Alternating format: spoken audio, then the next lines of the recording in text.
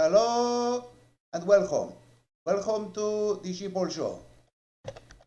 Tonight we have a special guest star. We have Zen Garcia and we have Hans. I will hold now to finish. We have a prayer and Zen Garcia will be joining us shortly. We have approximately 40 people tonight in the chat.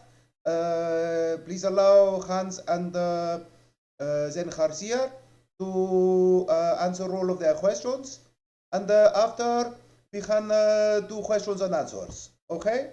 That time, maybe a little bit into the evidence part, and then I would like to highlight how this extra biblical information we are getting because of that decoding of the Thracian script is actually has a confirming character to biblical account.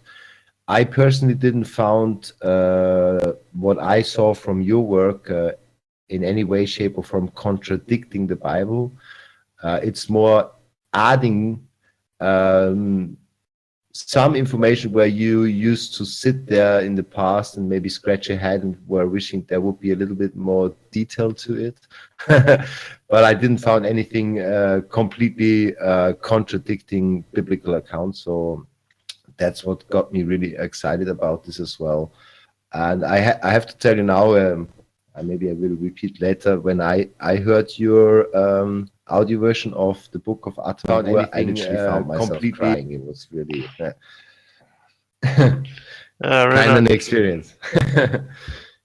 Yeah.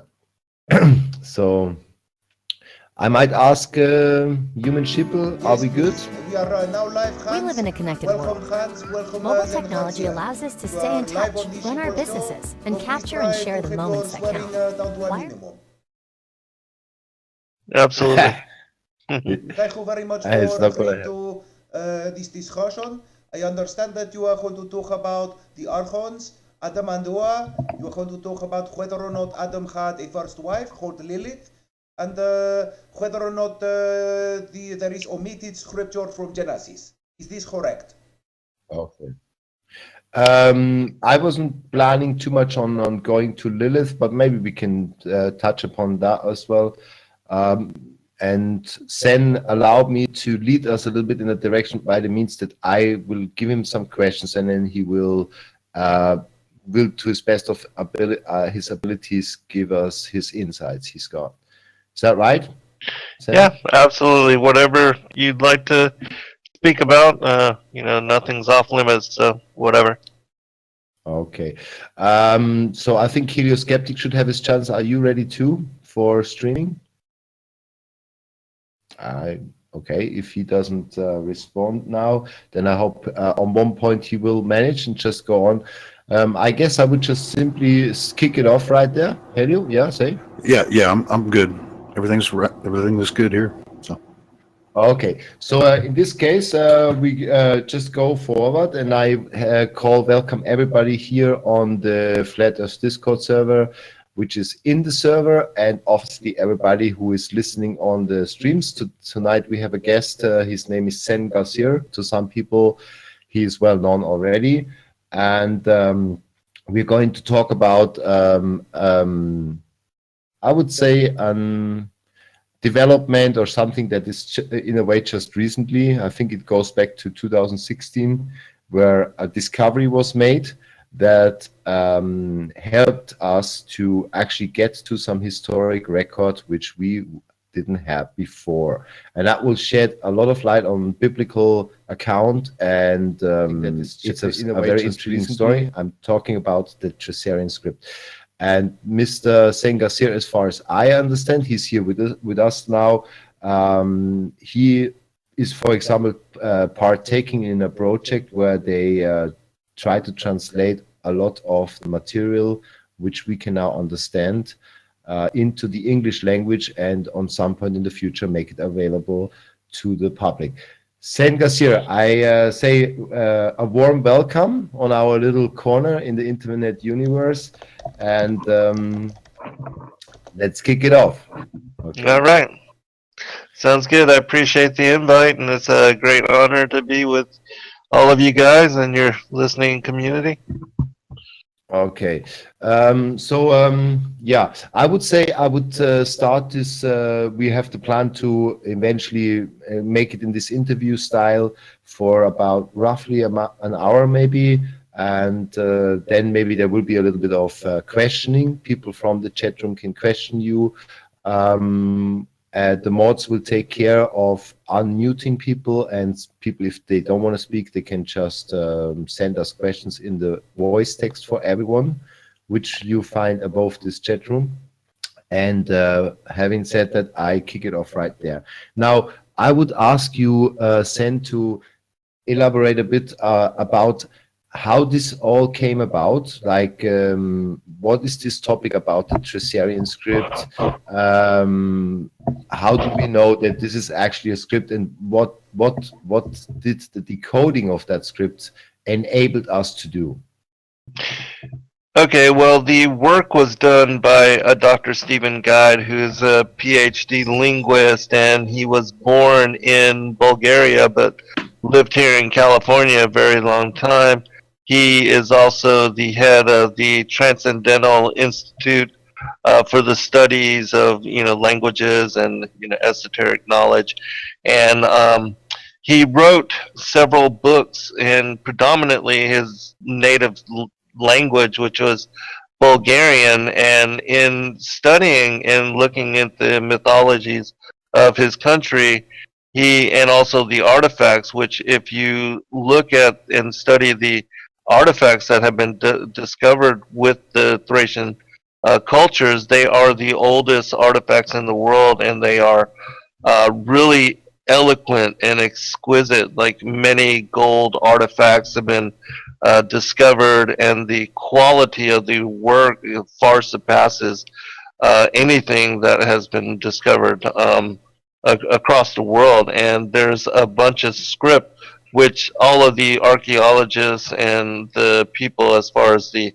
historians, just believe to be marks. And he noticed that they fell in line with what we see in the style of the ancient hieroglyphic system.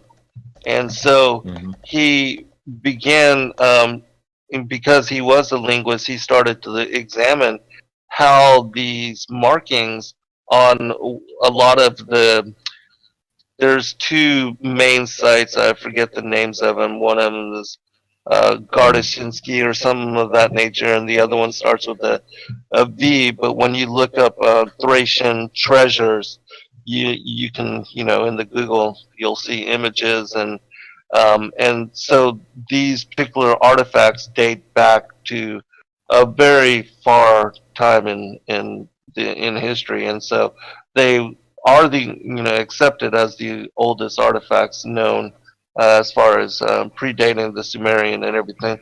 And the markings he noticed again were in the style of the ancient hieroglyphic system. And so applying that, he realized, well, he was able to decode the Thracian language, and he understood after having done so that the Thracian script was the precursor for what we see in the ancient Egyptian hieroglyphic system, because the Thracian peoples and their artifacts predate even the Sumerian culture by 2,000 years. And so they are they were the first world empire after the flood of Noah's day, and they are the children of Japheth.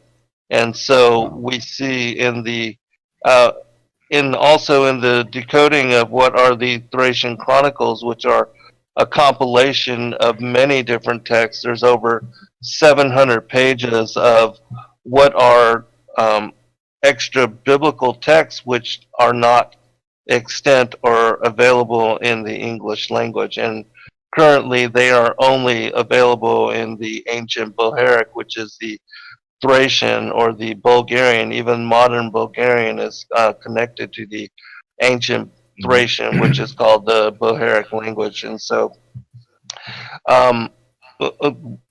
this other PhD linguist, his name is Alexander Kwasnik, he contacted me and asked me if I knew anything about because he knew I had a great interest in the extra biblical material and the study of extra biblical texts. I've dedicated well over the last 2 decades of my life in studying all of this material and presenting it and releasing it to the public in collected format, which I don't know if you know, but we have a publishing company called Sacred Word Pub. The chat, you maybe also with one eyeball can follow it, and I also put an article up there which is from the Institute Science.com, which shows the votive tablets from Gratznitsa, which is one of those artifacts Sen was just referring to, where Dr. Stephen Guide actually figured out that there is this similarity with even the hieroglyphics. And these tablets, as I understand it, Sen, they were held as just decorative nature, but Right. he could absolutely prove beyond reasonable doubt that we are actually looking at the script. And when he unraveled that, that opens a lot of things to us which we didn't understand before. Because as I went through your work, I learned that the normal mainstream historians, they thought these were people without history record. They had a lot of art that was admitted, but they were supposedly not writing down history and had no. I understand it. Am I right? Right. Yes, you are correct, and I appreciate your foresight in all of that. But yes. And so Dr. Stephen Guide wrote a series of books, mostly in Bulgarian, which I have all of them. He wrote a 4-volume set called the Thracian Script Decoded. And there's 1, 2, 3, and 4, and about 30 pages of the first and the second books speak about the decoding and all that he had gone through in order to bring all of the markings, which again most people thought was just decorative, to make sense and to also translate. And he talks about the process of how he did that, and then what led to his discovery and sharing it.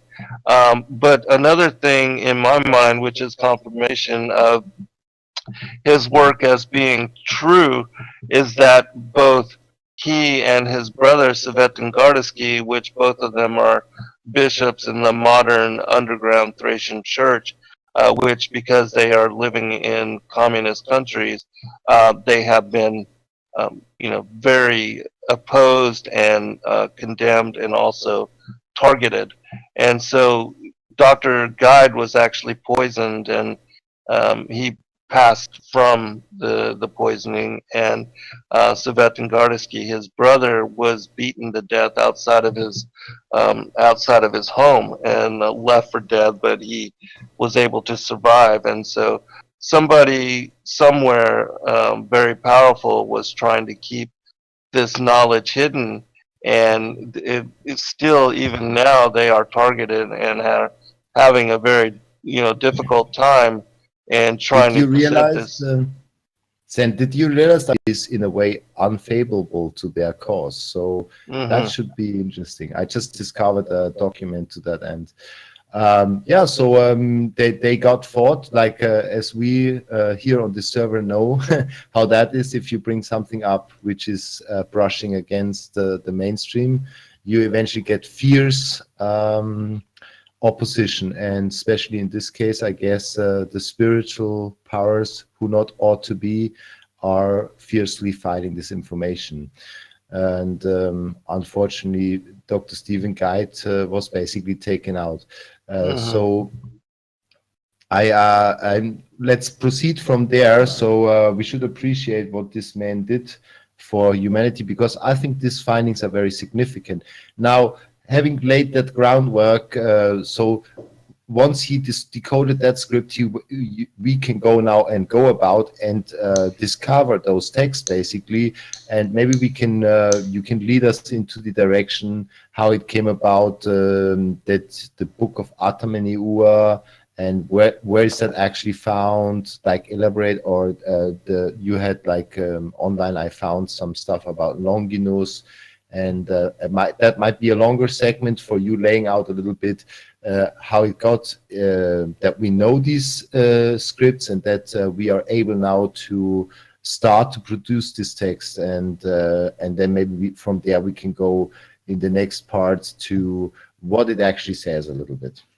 Yeah, sure. But before we do that, I think I need to express that the reason these texts are so very important and why they are largely opposed by the, as you said, the powers that ought not to be, is because first they verify that the most ancient cultures, the Thracian people specifically, that they had knowledge of the coming of Christ and that he would be born of a virgin and of Adam's line, and that he would come into the flesh at a certain time in order to rectify the fall and to redeem humanity, specifically during his after his death and resurrection, that he would go down into Sheol and then free Adam and his descendants that were there being And that held in bondage.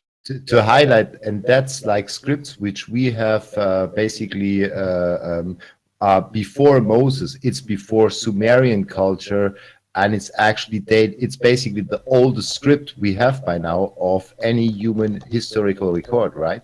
Am I right there? This is the oldest language and the oldest oral traditions, post flood, because we know that there were, before the flood of Noah's day, that there were high culture and high civilizations preceding that time, and that the knowledge that Adam was given, even when being banished out of paradise, that he passed on those traditions. And there are many books that confirm that. For instance, there's a text called the Asatir, which is a Samaritan text. It's the secret book of Moses, and it speaks about how when Adam was cast out of paradise, he was given 5 books. The book of signs, the book of the wars of the Lord, the book of generations of man, and 2 other texts.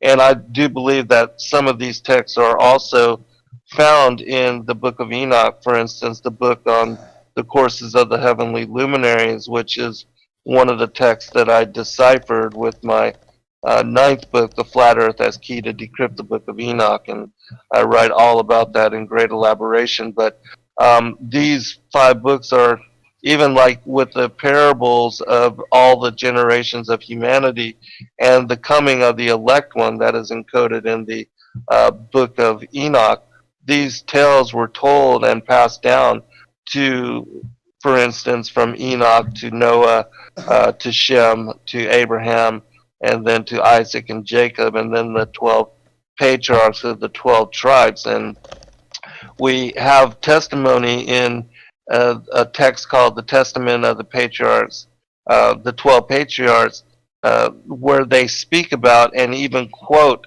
that they know what is going to happen to their children.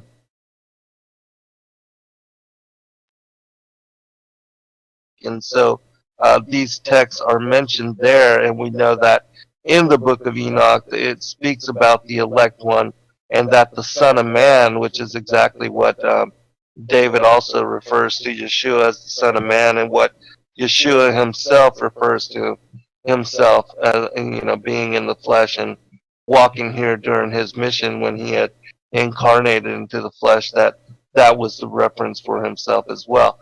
And so these, as far as these traditions and this knowledge was passed down through the Thracian peoples, and they were Christians, and they again had knowledge, especially like in the book of Atum and Ua, which we'll go into. They speak about the coming of Christ, and they also speak of a triune Godhead, and they also reference the Holy Spirit as being feminine in aspect, which is a teaching that I've been bringing forth of late, and that the Godhead reflects what we see with regard to the human family. with the Father, Mother, and the Holy Child, and Christ being the only begotten. But those are things that we can go into when we look at the actual text themselves. But the most important aspect and the point that I want to get to before we move on is that it confirms that the Bible and the tenets of our faith as far as Christianity, they predate the pagan traditions of the Sumerian or the ancient Egyptians, and that Christianity was not plagiarized or stolen from or borrowed from or a counterfeit of these pagan traditions, but that in fact the opposite is true, and that what we see as references to the virgin birth of, for instance, Horus or Tammuz or Mithras, that these things were actually plagiarized and stolen from the Christian faith and not vice versa, which is a very important aspect because so many, with regard to the archaeology and the historians worldwide today, they actually believe that for right now that the Bible and the flood story is based upon the Epic of Gilgamesh, and that all of the biblical narrative is based upon the pagan Sumerian mythologies, which is incorrect, and these texts actually verify that. And so it's important to understand this because it turns everything upside down with regard to the current belief systems. And I also think God in his wisdom and love couldn't have picked a better time to allow this to come to the surface, Right. as there's actually incredible stuff going on about distorting our history, a lot of stuff coming from angles like the Theosophic Society, people who are communicating with ghosts and give us alternative ideas about biblical account, the history of man. In the last couple of years, I encountered a lot of confusion is out there. A lot of stuff is put out there which are confusing and distorting the common history of man, because I think if you research in the right direction, and since 2013 God was like literally leading me through, showing me all the evidence of, I can come into this from a different perspective. Maybe on another time we can dive into this. Maybe you visit us again in the future. That literally the Bible can be taken serious, and like you said, for example, there's a lot of entities out there, atheistic entities who hate the biblical account. They say it's a plagiarized from like what all you refer to, and basically we have proof now that this is not the case, and that we can trust the Bible, that we can trust in its account, and therefore I think God is helping the real truth seeker to have something, or and I think he's about to reveal it to a broader public, to don't fall for the confusion, to at least have a chance to not fall for the confusion which is put out there. So I guess we laid a little bit of groundwork there. So this Thracian script was, we know they cannot pedal back now because the scientists already told us the dates of those tabloids, for example. So we know it's that old. We actually scientifically know it's that old. And that's like breaks it all down. It's absolutely clear. The Christian culture predates even the Old Testament, and that should be a bummer to many people who exposed first time to that knowledge. Right. Let me make one comment as well too. For those of you that are familiar with my work, you know that I studied the Sumerian traditions for a very long time before being brought full circle back to what were the Bible and the extra biblical texts. And the reason I now am a Christian, and not Christian in the organized sense as being part of any organized religion or a particular set way of being, but that I am a follower of the triune Godhead and the Most High God, and the Father, Son, and the Holy Spirit, and that I know them to be the pre-existent Godhead which brought all things into being, because having studied all of the mythos and the religions and the extra biblical texts from all over the world, I know the Bible to be 100% prophetic. And being prophetic, it confirms to me that it was inspired by something outside of time and something outside of man, and that this could only be the fingerprints of God. And so understanding that the biblical texts were inspired by the Creator who created us and also set into work the cosmos, I understand that those are truthful and reliable, and that the things that have been proclaimed in He knowing and understanding the end from the beginning, that we can trust all of what He has revealed in His gospel, and that those things that are spoken about, with especially with our being the fig tree generation, which is also a part of the revelations that I bring forth, because I do believe that we are that generation which will see all things come to light and being fulfilled,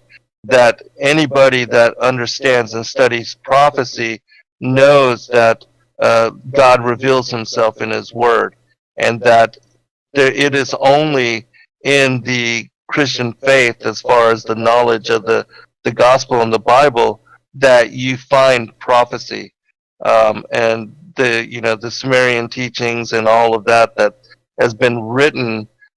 Yes, there are some interesting texts, but there's not prophecy included, and the reason being is because they were, in my opinion, written and passed on by those bloodlines which are connected to the fallen angels, and that the fallen angels, even though they have some of the mysteries of heaven, they do not understand the full timeline of prophecy, nor how the end and the beginning and everything in between will unfold. And so they can try to steal and try to contort and distort and corrupt that which was, the origin of, as far as the inspiration of God, but they have nothing of originality for themselves. And so anybody can confirm that. And then once you do, you realize that, yes, you can believe the Word of God, and you can believe the Bible as a foundation for that truth.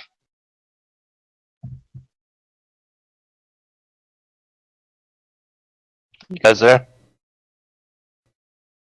The Lamech pillars. Yes, please. Are you speaking about in the story that there was the, as far as what was going to happen to humanity, Adam basically passed down, from what I understand, as far as well, if it's the same thing, and I can only go by ancient scripture, is that this knowledge was passed down that the world was going to be destroyed by water and by flood, and so they wrote down and passed on as much as they could the knowledge of what was coming. And again, the end was revealed even to Adam. He was told of all what would happen to all of his seed line and all of his children, all the way down to the end of the age. And also that Christ would be born of his bloodline, and that he would come into the flesh, and then once he died and was resurrected, that he would come at the end of days for the harvest, to separate the tares from the wheat for preservation and the tares from burning. And so these kind of things were recorded, and they knew, even the fallen angels themselves wrote down as much as they could on, in monuments and megalithic structures, as much of the knowledge as they could. And it was this knowledge which was rediscovered on these particular different pillars, even with what we see in, sites like ancient Egypt and all of the different megalithic sites worldwide, where we see inscribed onto the stone these particular knowledge bases. And so that's really all I know about, as far as the ancient traditions and the prior times. But certainly they knew that, these kind of devastations were coming, and so they tried to record. And also we hear stories of all these different places as far as the Hall of Records and these kind of the work of Father Crespi and all of the information that he was brought by these different native peoples, which show, ancient knowledge and ancient tradition carved into metal plates and metal books and all of those kind of things. Those were also, records from the prior times that, in my mind, affirm that in the story of Genesis, where we see that the earth became destroyed and without form, that even in the Bible, in the first few sentences of Genesis chapter 1, we see that the earth is being recreated and reformed, and that there was a prior destruction and also a prior age previous to that destruction that nobody really knows about or understands.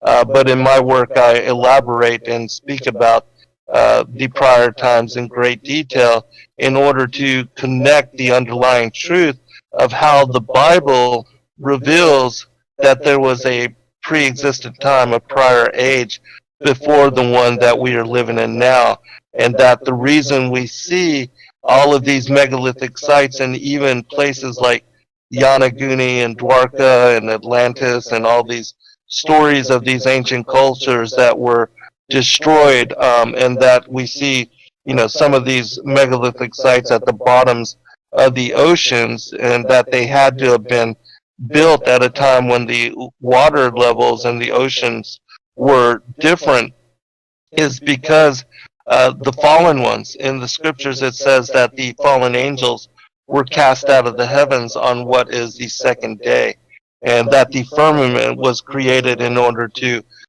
basically imprison them here to this particular time-space dimensionality, and that at the end of the age they would be judged for what they have done, but that they were basically here before even pre-Adamic humanity and modern humanity, and that with Adam and Eve and modern humanity, the last 6,000 years of recorded time is what is called in the scriptures the second world age, but that there was a first world age which existed previous to the one that we see now.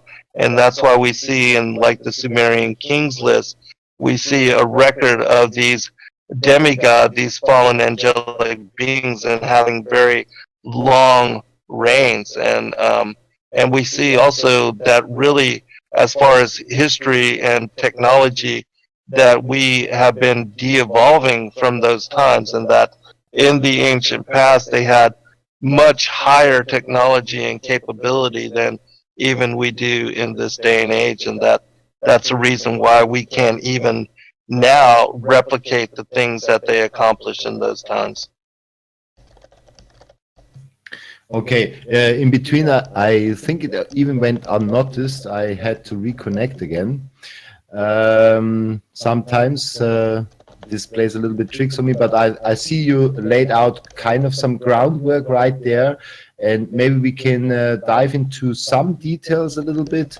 For example, certain Thracian scripts which are now open for translation. As I understand, you're part of trying to create an English version of what I understand is already translated into Bulgarian. Could you name those scripts which, due to the work of Stephen Guide by now, are at least in some way, shape, or form translated by now? Yeah, there's a book, and I have the Bulgarian copy. It's a red hardback text, which is difficult to get hold of now, but it's about 730 some odd pages, and it basically has the translations, and I'll name the text. The first one is the book of Atom and Ua. The second one is the book of Navi. The third is the book of Ari. The fourth is the book of Geti or Getica. The fifth is the book of Longinus or the Chronicles of Longinus. The sixth is the Acts of the Apostle Andrew and the Testimony of Maximilia. The seventh is the Acts of the Apostles, the Chronicles of the Apostle Luke, and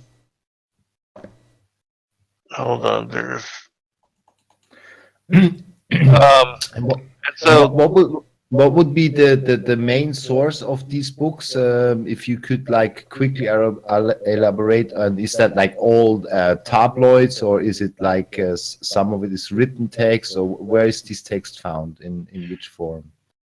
okay, well, each of them there's a different story behind each of the particular texts. Like for instance, the book of Atum and Ua, what I have with regard to this particular text, it says of it that it was the cosmogony of the first man, and it was written by a Thracian king named Sitari.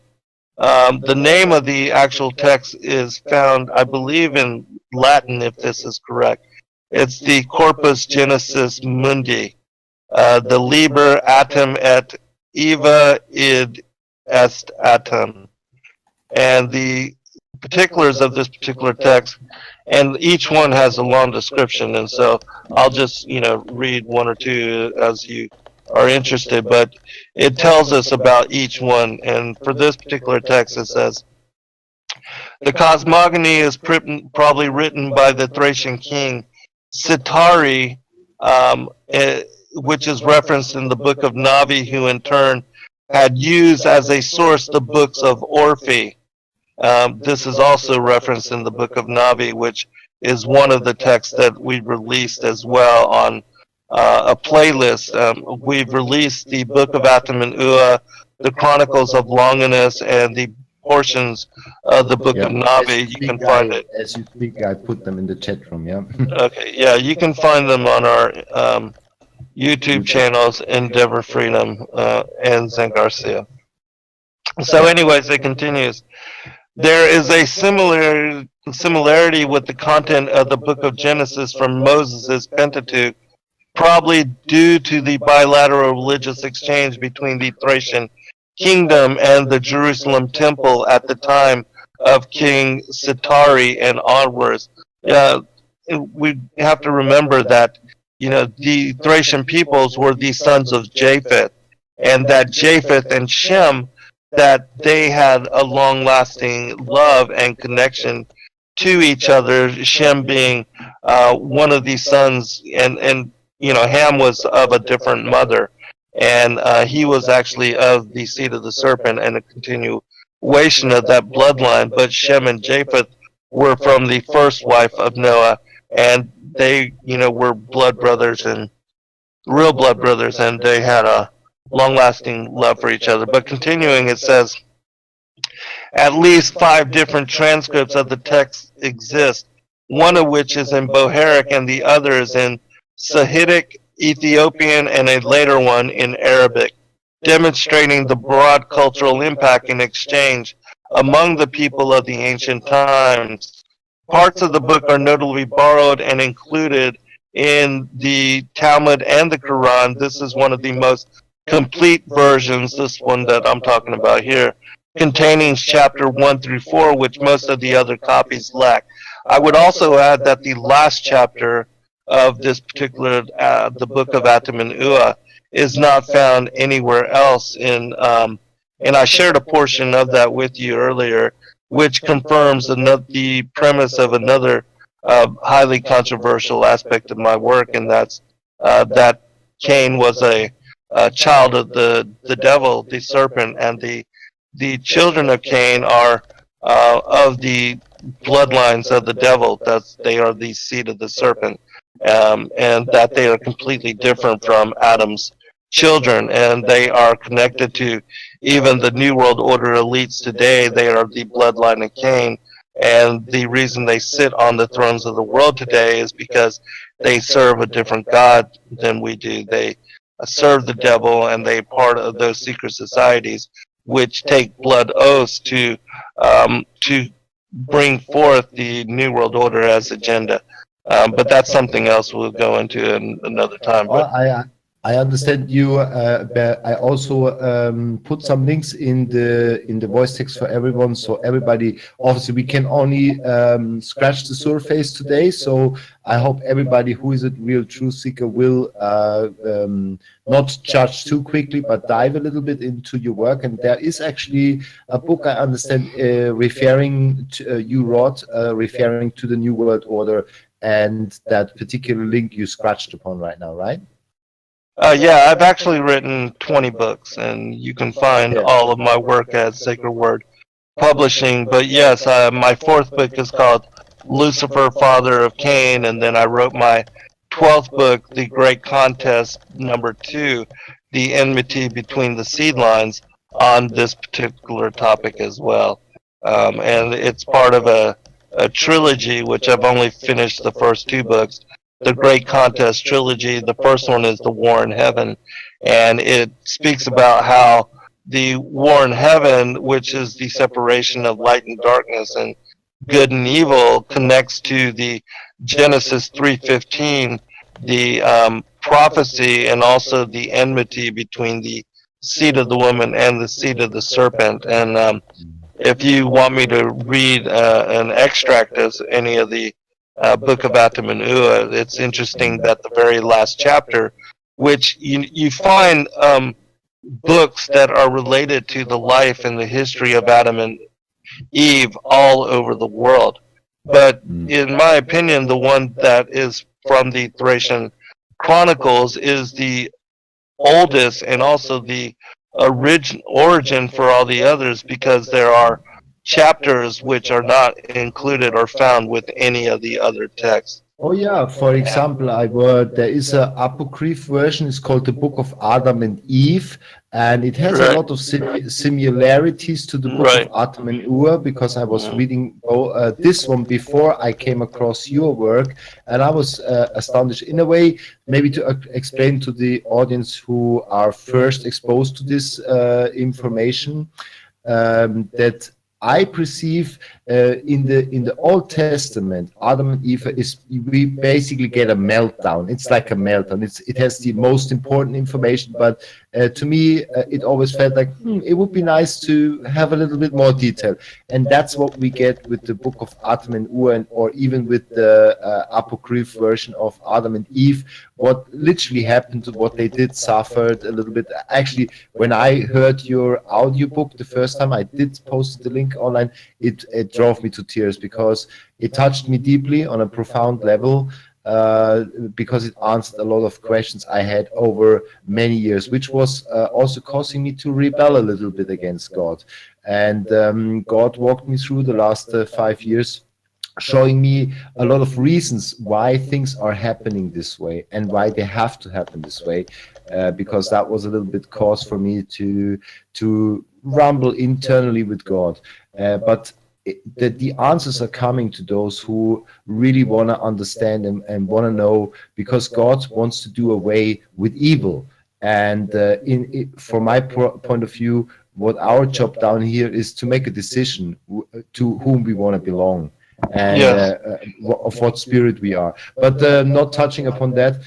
So I think we pretty nicely managed to give everybody some basics, and please excuse audience that we cannot give you in 2 hours a complete exhausting look, because it is a lot of material, and I advise those who are intrigued by now and interested, take some notes and copy those links. I will resend them one more time as well into the voice text for everyone. Copy them to your clipboards, and keep searching out this topic, because I think it has the potential to help you a lot and strengthen your faith, help other people to see that the Bible is a reliable book, and that it's not just a written up story by some priests 300 years after Christ, because we have now evidence that the information about Christ, the Son of God, as the Word of God coming into flesh, is actually predating the Old Testament.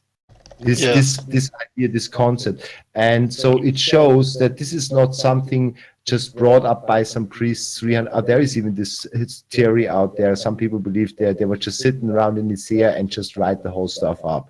And it's crazy to even think that. But you need to do some deeper research to get there. Now, where do you want, or do you feel, what do you want to go on doing now? Okay, let me mention really quickly that before we leave the history and the life of Adam and Eve, that you can find even that there were the Greek apocalypse of Moses is also a story about the life of Adam and Eve. The Latin, the Vitae of Atum and Ua, the Slavonic life of Adam and Eve, the Armenian penitence of Adam, the Georgian, the Book of Adam, their Coptic versions, the Cave of Treasures.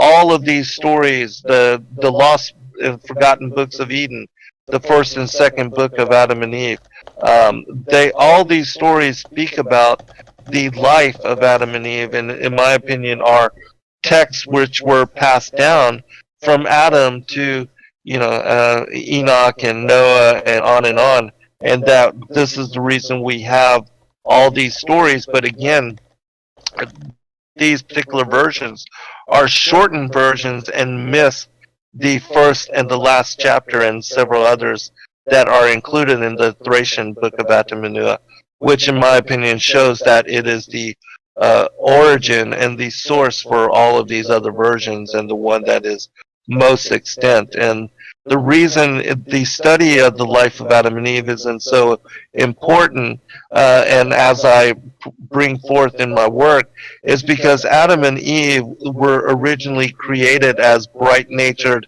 immortal, angelic beings, and that before they fell and before they were tempted, before they ate fruit from the tree of the knowledge of good and evil, they were not yet in mortal flesh form, and they had not yet been banished here to the earth with the fallen angels and the rebel angels, Lucifer and the 1/3 of those that joined him in the rebellion against the Most High God. And that after their temptation, then they were placed under the authority of death. And that's what... Go ahead. You know what stood out to me, which I found also more understandable in the Bible. It's a little bit like they were cursed by God being angry with them, and He was angry with them, obviously. But in the book of Atum and Ua, it's more like it was just the consequence of what they did, and God was actually sad. He was actually, oh Atum, oh Ua, what have you done? And He said, because you were misled, something happened to you. You changed. It wasn't my will. Right. And there's even a reference, and I had this idea before I came across your work. I have to tell you that I think the Holy Spirit already showed me that before, because I was always asking, what was that with this fruit? And He said, I did not, I planned, it was planned that Adam would be exposed to this fruit. And there is actually a certain, maybe you even have it at hand, where He says, ordained for a time when he would be growing up and God would give him the fruit. And I had this vision where He showed me, I wanted to give this knowledge, but like you don't give a child a lighter and a petrol when it's not ready for it, but when it's old enough, you might show him what he can do with light and petrol. And so he wasn't ready yet, but he received it from the deceiver, and that changed the effect. And so it makes much more sense. It was more like not God wanna hurt them. It was the consequence of what they did. Their actions, exactly. Yes, and because the serpent, the Nakash, the devil, tempted them to eat from this fruit from the tree of the knowledge of good and evil. And what most people don't understand about the whole story of Adam and Eve and the apple is that the apple has sexual connotations associated to it, and that when they touched and ate from the fruit from the tree of the knowledge of good and evil, their bodies were transformed into flesh. And then Eve was beguiled by the serpent, which she was actually sexually beguiled by him, and impregnated her with Cain. Again, he was the firstborn son of the devil, which is why we see him. He was the first murderer, liar, and deceiver. And so the whole metaphor and the symbology of the apple actually has sexual connotations associated to it, and the true temptation was that Eve was beguiled, sexually seduced by the serpent, and impregnated with Cain, who became, like I said, he was evil, wicked, just like his father. It tells us in 1 John chapter 3 that Cain, who was of that wicked one, and that the beguilement of Eve led to the loss of her virginity. And a woman can only lose her virginity if she was sexually corrupted. And that's why we see in the story that Cain is separated from the genealogy and the bloodline of Adam, which is listed in Genesis chapter 5, and we have his descendants listed in Genesis chapter 4.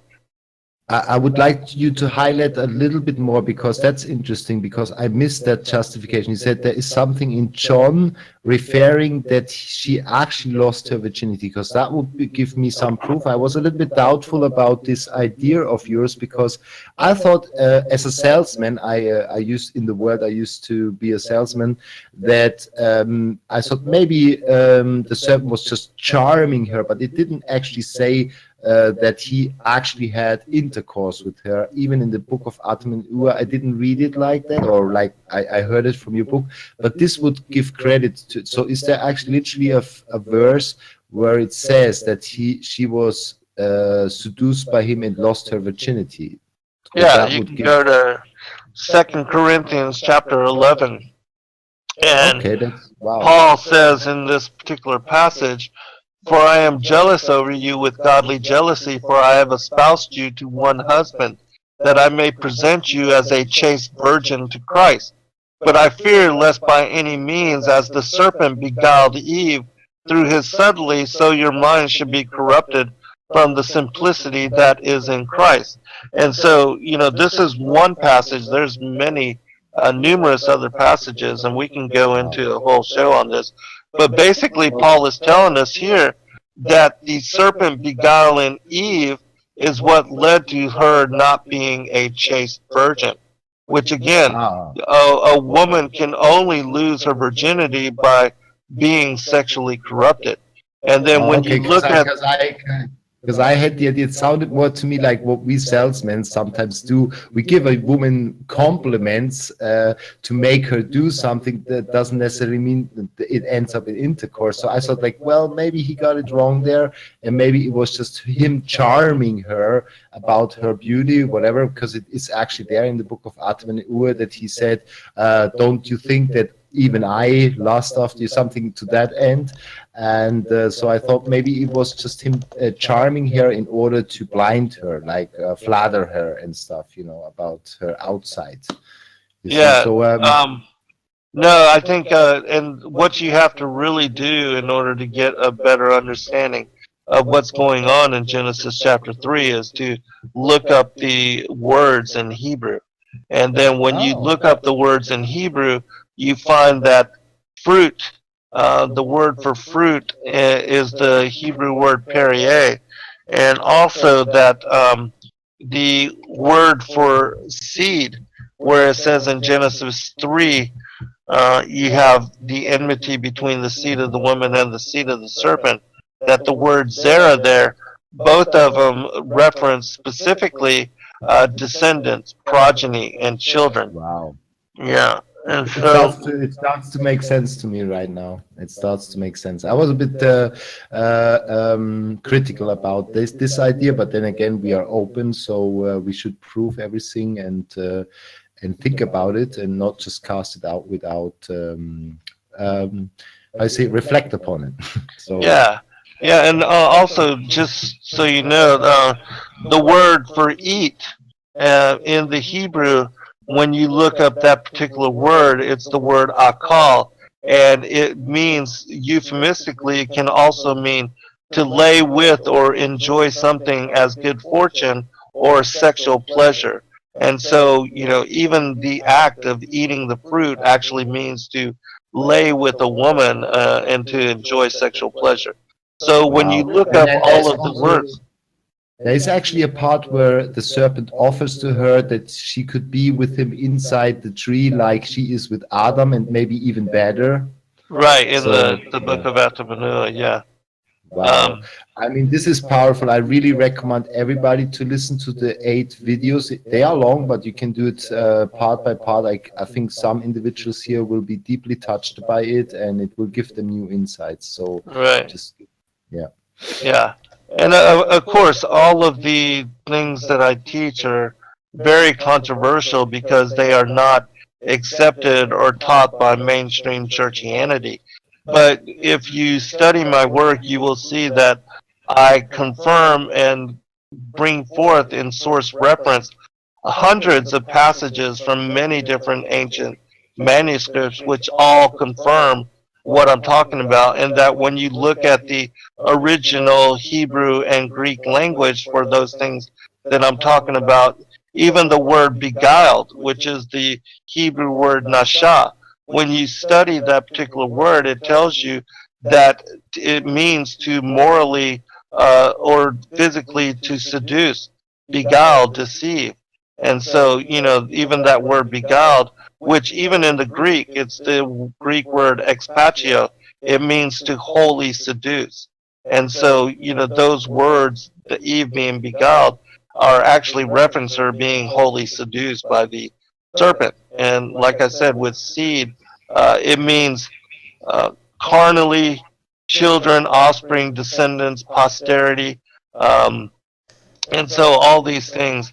And then remember that the punishment or that came upon her was that Eve was going to bear children in sorrow, and that she would bring forth children in sorrowful conception.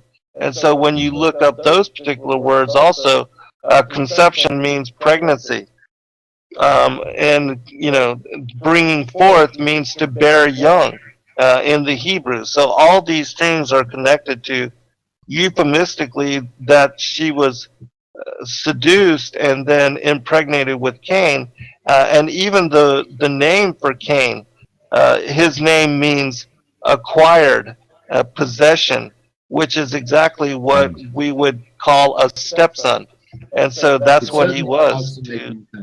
It certainly starts to make more sense. I mean, like the enmity between the two seeds, Right, the seed the of seed of the woman and the seed of yeah, the serpent. yes, Yeah. yes. Maybe Right. there is more to it than your critics want to give you, and yeah, like I will recommend people to dive into it. I would like to lead us a little bit into the Longinus thing, because I thought that was a Yeah, pretty sure. intriguing thing, and maybe you can lay a little bit groundwork there. Who is this Longinus guy? Why is his account so intriguing? And what we can learn from that. Yeah, sure. Longinus, and it's a very interesting text. It's 18 chapters, and the reason it's so important is because it gives us an eyewitness account of Longinus, who is the Thracian soldier that pierced the side of Christ when he was being crucified on the cross. And in the story of Longinus, he's writing to his son, and he tells him about how he became a believer in Yeshua being the Son of God. And he tells him in recollection the story of how when he pierced the side of Christ, that one of his eyes had been blind from a previous injury from, the wars that he had fought. And so he was blinded in one eye for the very longest time. But when the blood of Christ dripped into his eye was healed. And he was then able to see, not only physically see, but he also was given spiritual sight and was able to see, into the spiritual dimensions and demons and all of that kind of stuff as well. And so he speaks about that, but after he witnessed these signs, because when Yeshua died on the cross, there was earthquakes, which had swallowed, like the children of Korath that opposed Moses. They were swallowed up. There were many synagogues, and many of the Pharisees which came against Christ, they were swallowed up and disappeared during the earthquake that happened during the time that he was being murdered on the cross, and that there was a blood moon, and also the land became dark for 3 hours, so that in the middle of the day the stars came and were visible, and it remained night all throughout the day from 3 p.m. onwards. And so it was a very unusual, and so these signs, the signs in the So heavens and the earth. I want to highlight this again. So this soldier Longinus, which is actually named in apocryphic text of Nicodemus, the Nicodemus Evangelium, and he supposedly was the soldier in charge at the site of the crucifixion. And he actually, his ancestry was Thracian, no? And I understand that he was reminded of that ancestry, and that it was occurring to him, oh my God, this is what my ancestry referred to. What I actually witnesses here. And then he wrote, as I understand, to his son a testimony of what happened to him, and that's actually the Book of Longinus, where you also made this. I think I saw 3 videos you put out there, like reading from the text. Yeah, I did. In 3 different shows, I read the fullness of all 18 chapters and shared all of that text with people. But yes, it is important that his history, he was Thracian, which again, the Thracian people had knowledge of the coming of Christ, and that they worshipped and were part of the legacy of the children that were of Adam, that were given this knowledge, and that it was passed down through all the different generations. There's recently been a text release called the Revelation of the Magi, which tells the story of how the children of Adam, especially Seth, they were given the knowledge that Christ would come into the flesh at a certain period, at a certain time, just as it reveals in the book of Adam and Ua. And so they kept a watchful eye, and they created a certain group to watch for the coming of Christ. And they were the Magi that saw Yeshua as what is referenced in the scriptures as the Star of Bethlehem, that in the ascension of Isaiah, it describes how he came down through the 7 heavens and then entered into the womb of Mary himself, and birthed himself essentially. But in the stories, it talks about how before he did that, he led these children, the Magi, which were the children of Seth, to first the cave of treasures, where there was all these ancient accounts and all this the stories that were written by their forefathers that was kept in this particular place where Adam and Eve had lived when they were banished out of the heavens.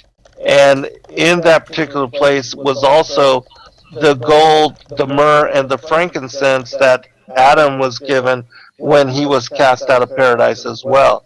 And they brought these gifts to Yeshua, and they were led to the cave where Mary was about to give birth.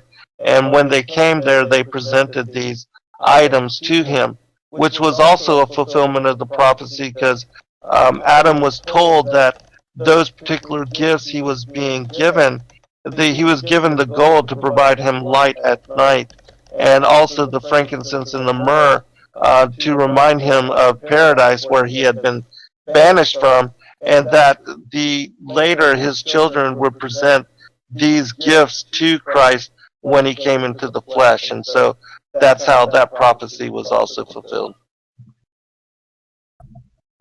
Yeah, so after all, I hope it will help people to strengthen their faith into biblical account and reconsider. Maybe some people here need to reconsider what they believe. I could add to this a lot of stuff, and Sen, if you would like, I offer it to you that we might have another go also in the future here on the server, maybe be able to dive deeper into things, and also so people who are intrigued and interested could learn more. I also hope that actually when I came upon this material, I deemed it so important for as a chance for people to maybe escape the great deception which is in the world, that I may have the grace to be allowed to create a German translation from many of those scripts. And but we will talk about this hopefully privately and see Yes. if there's any way we can go into this direction, because I'm deeply moved that I want to help as many people as possible to get to the truth and to be freed from lies, and maybe save their souls and be part of the good side, you know, and not falling for the lies in this world anymore. And I mean, like the flat earth movement, all the truth movement, it's in a way, I see God fulfilling a promise he made through Jesus' mouth when he said, all truth will come out. I will Right. reveal everything. And he does that out of love to give us an opportunity to, as an individual, to not fall for the lies, because he doesn't want to see people destroyed. He doesn't want to see people decaying and being lost. He gives us opportunity, and I ask every individual here, grab these opportunities God is giving you to get knowledge about the truth. Become a light yourself, because once you allow the light to come into you, you can become a light. And so that will be my my thing about this. I kind of think now where we want to go from here. We almost about 1 hour in now, and you know what? I give you a little bit the floor again about things, maybe some loose ends you want to tie up, and then I was actually promising the audience that they could start to give you some of your questions, their questions, and you might answer them to the best of your ability. And we go from there, like 1 hour more or less. How do you feel about that? Yeah, that would be fine. And I did tell Hamas that I could probably commit to joining you guys once a month, and that I'd be glad to, you know, field questions and answers and to share, because I know that the extent of the work and the revelations that we bring forth and the massive numbers of books that we have released to the world, it's a huge amount of information, and that it would take, especially for those that are not familiar with the work that I've done and the work that we do through Sacred Word Publishing, it would take a lot of time for you to really become familiar. That even on our YouTube channel, where we release all of this information freely, we've got over 1,000 videos, and I've been on the radio since before 2006, you know, so I've done a number of radio broadcasts and have released 2-hour radio programs 2 or 3 times a week for many years. We forgot something very important, Sam. We forgot something very important. Can you, the time, the chronology, which year was it when Stephen Guide actually decoded the Thracian script? The 2006 is when it was, when he first released and brought it to light, yes. And since that time, they've been highly opposed, to the point where, you know, they basically successfully murdered Dr. Stephen Guide and almost killed his brother as well. Wow. By the grace of God, he was spared from that. Yeah, like we have a fierce adversary, and he sure hates that individuals become into the image of God or be reunited with what they really are. And for me, the flat earth is, because this is the flat earth server, so is also a chance, because it reopens our spirit that we are actually created beings with value, that we're not meaningless, that we're not just a cosmic fart, but carefully designed and fearfully designed, and that we have value and we have meaning, not because we're so good, not because we not fail, but because we are valued by God. He loves us, and he went through great lengths to actually create this future for us, which he wants us. And there is actually scripture saying that he wants us to thrive. He wants us to be love and to fulfill our purpose.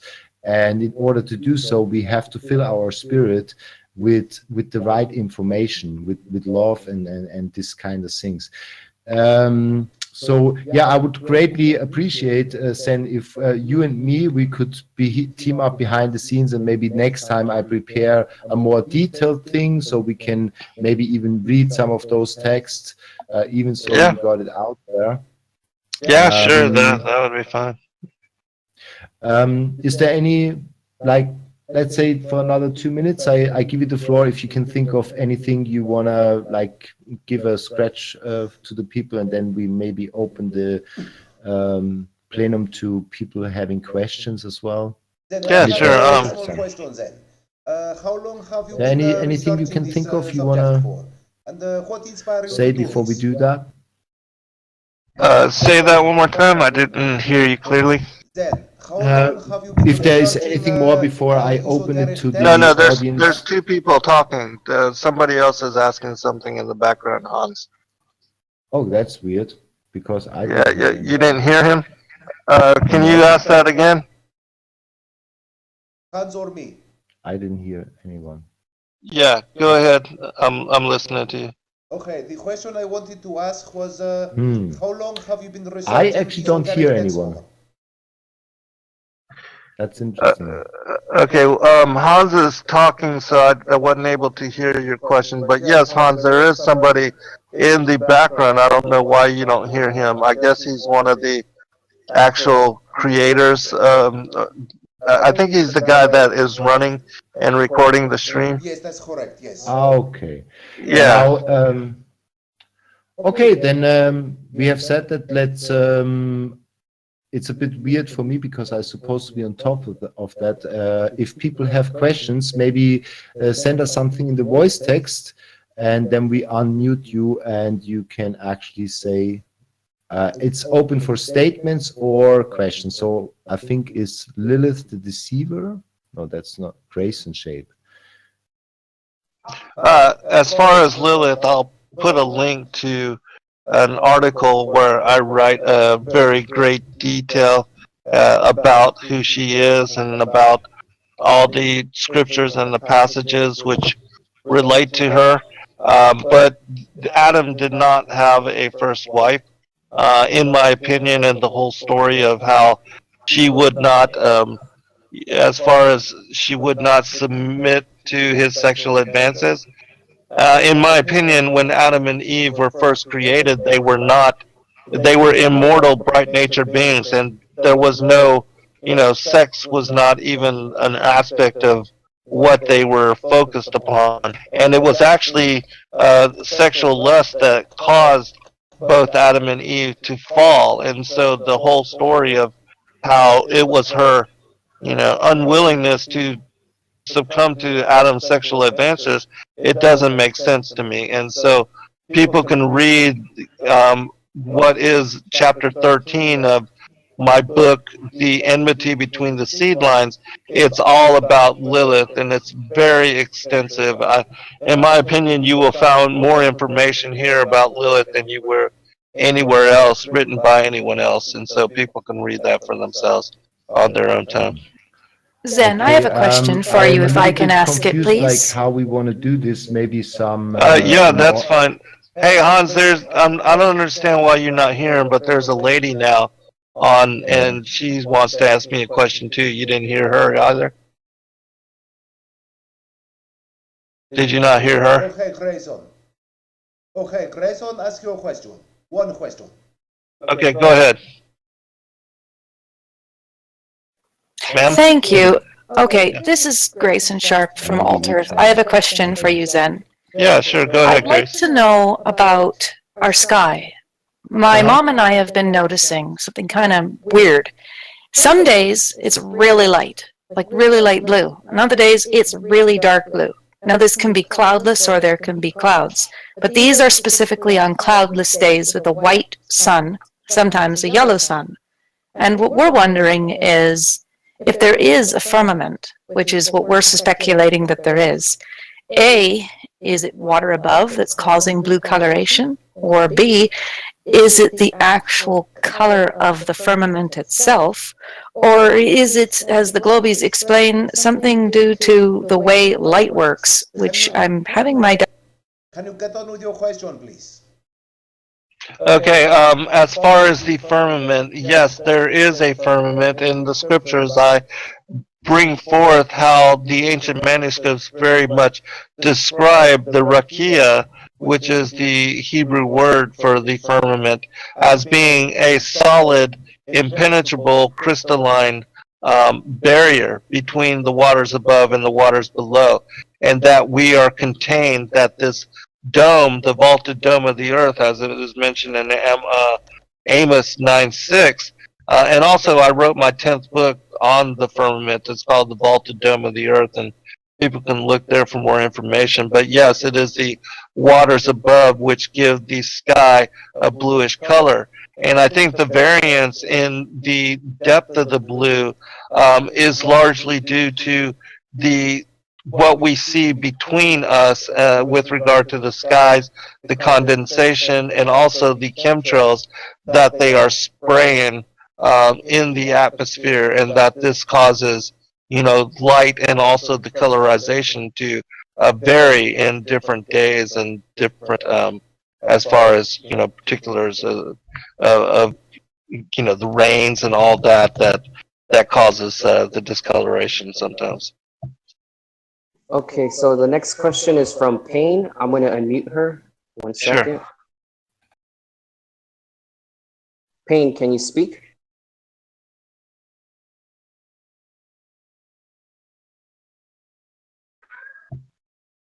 Okay, for some reason I can't unmute her. Okay.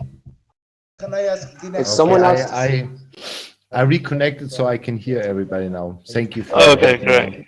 Good, okay, good. Pain is unmuted now. Sorry, guys. Go ahead, Okay. Pain.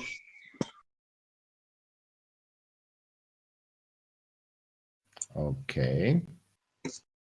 Can y'all hear me now? Yes, okay. Yeah. Hello, Payne. Hi. Are some of these transcripts and other findings that y'all discussed in any way related to the my apologies, the Göbekli Tepe, the temple found in Turkey over 2,000 years ago?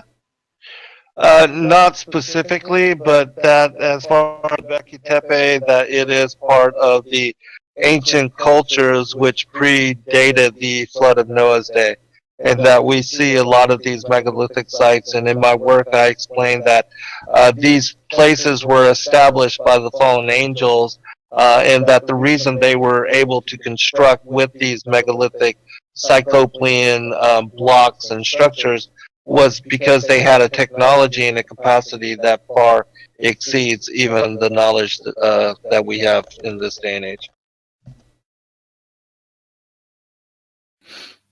And I even would say some of them been extremely big, so they might be even able to move physically, move quite heavy stuff Absolutely. around. No? Right. Yes. Yeah, we see from the depictions, even the relief of them sitting down in on their thrones, and yet they are very much larger size than the human servants, which were bidding at their will. I would also like to highlight a little bit more, like for me, for example, these things, the similarities in the different cultures about stories in the past of human history, because it's actually, or I understand human history, we have a common history.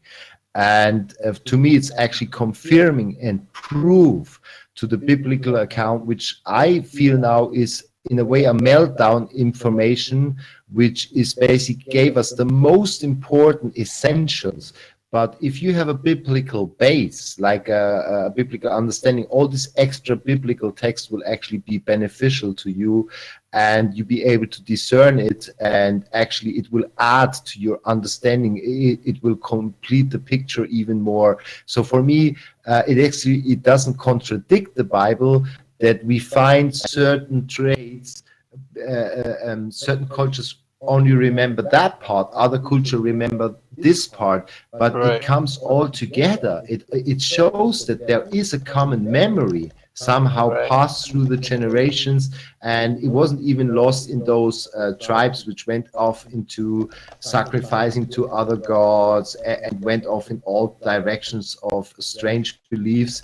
There was still traits of resemblance and remembrance, and that's, to me, very confirming to my belief that the Bible is a reliable book, a book we can trust, and a book we can actually build on as well, you know. Absolutely. When you understand it in its profundity, it reveals the underlying truth behind the ancient mysteries, the oral traditions, the esoteric, conspiratorial side of, as far as the New World Order, and also the prophetic side, which is revealed in the Gospels. Yeah. And I also feel so. I think that the whole battle of us is basically to get to the bottom of all truth, basically, so we not be deceived. So for example, some people say, well, there is so many harsh things in there, but I say Christ didn't reveal these things to us because he wants to hurt us. It's so we are prepared. He's basically honest to us. He's telling us this is what's coming about, so we not be unprepared. We're not shocked that these things happening, but we know they are happening because certain individuals decide to corrupt themselves. They decide to hear the voice of the stranger. They decide to hear the voice of Satan and follow his lead, and then that's what they will become.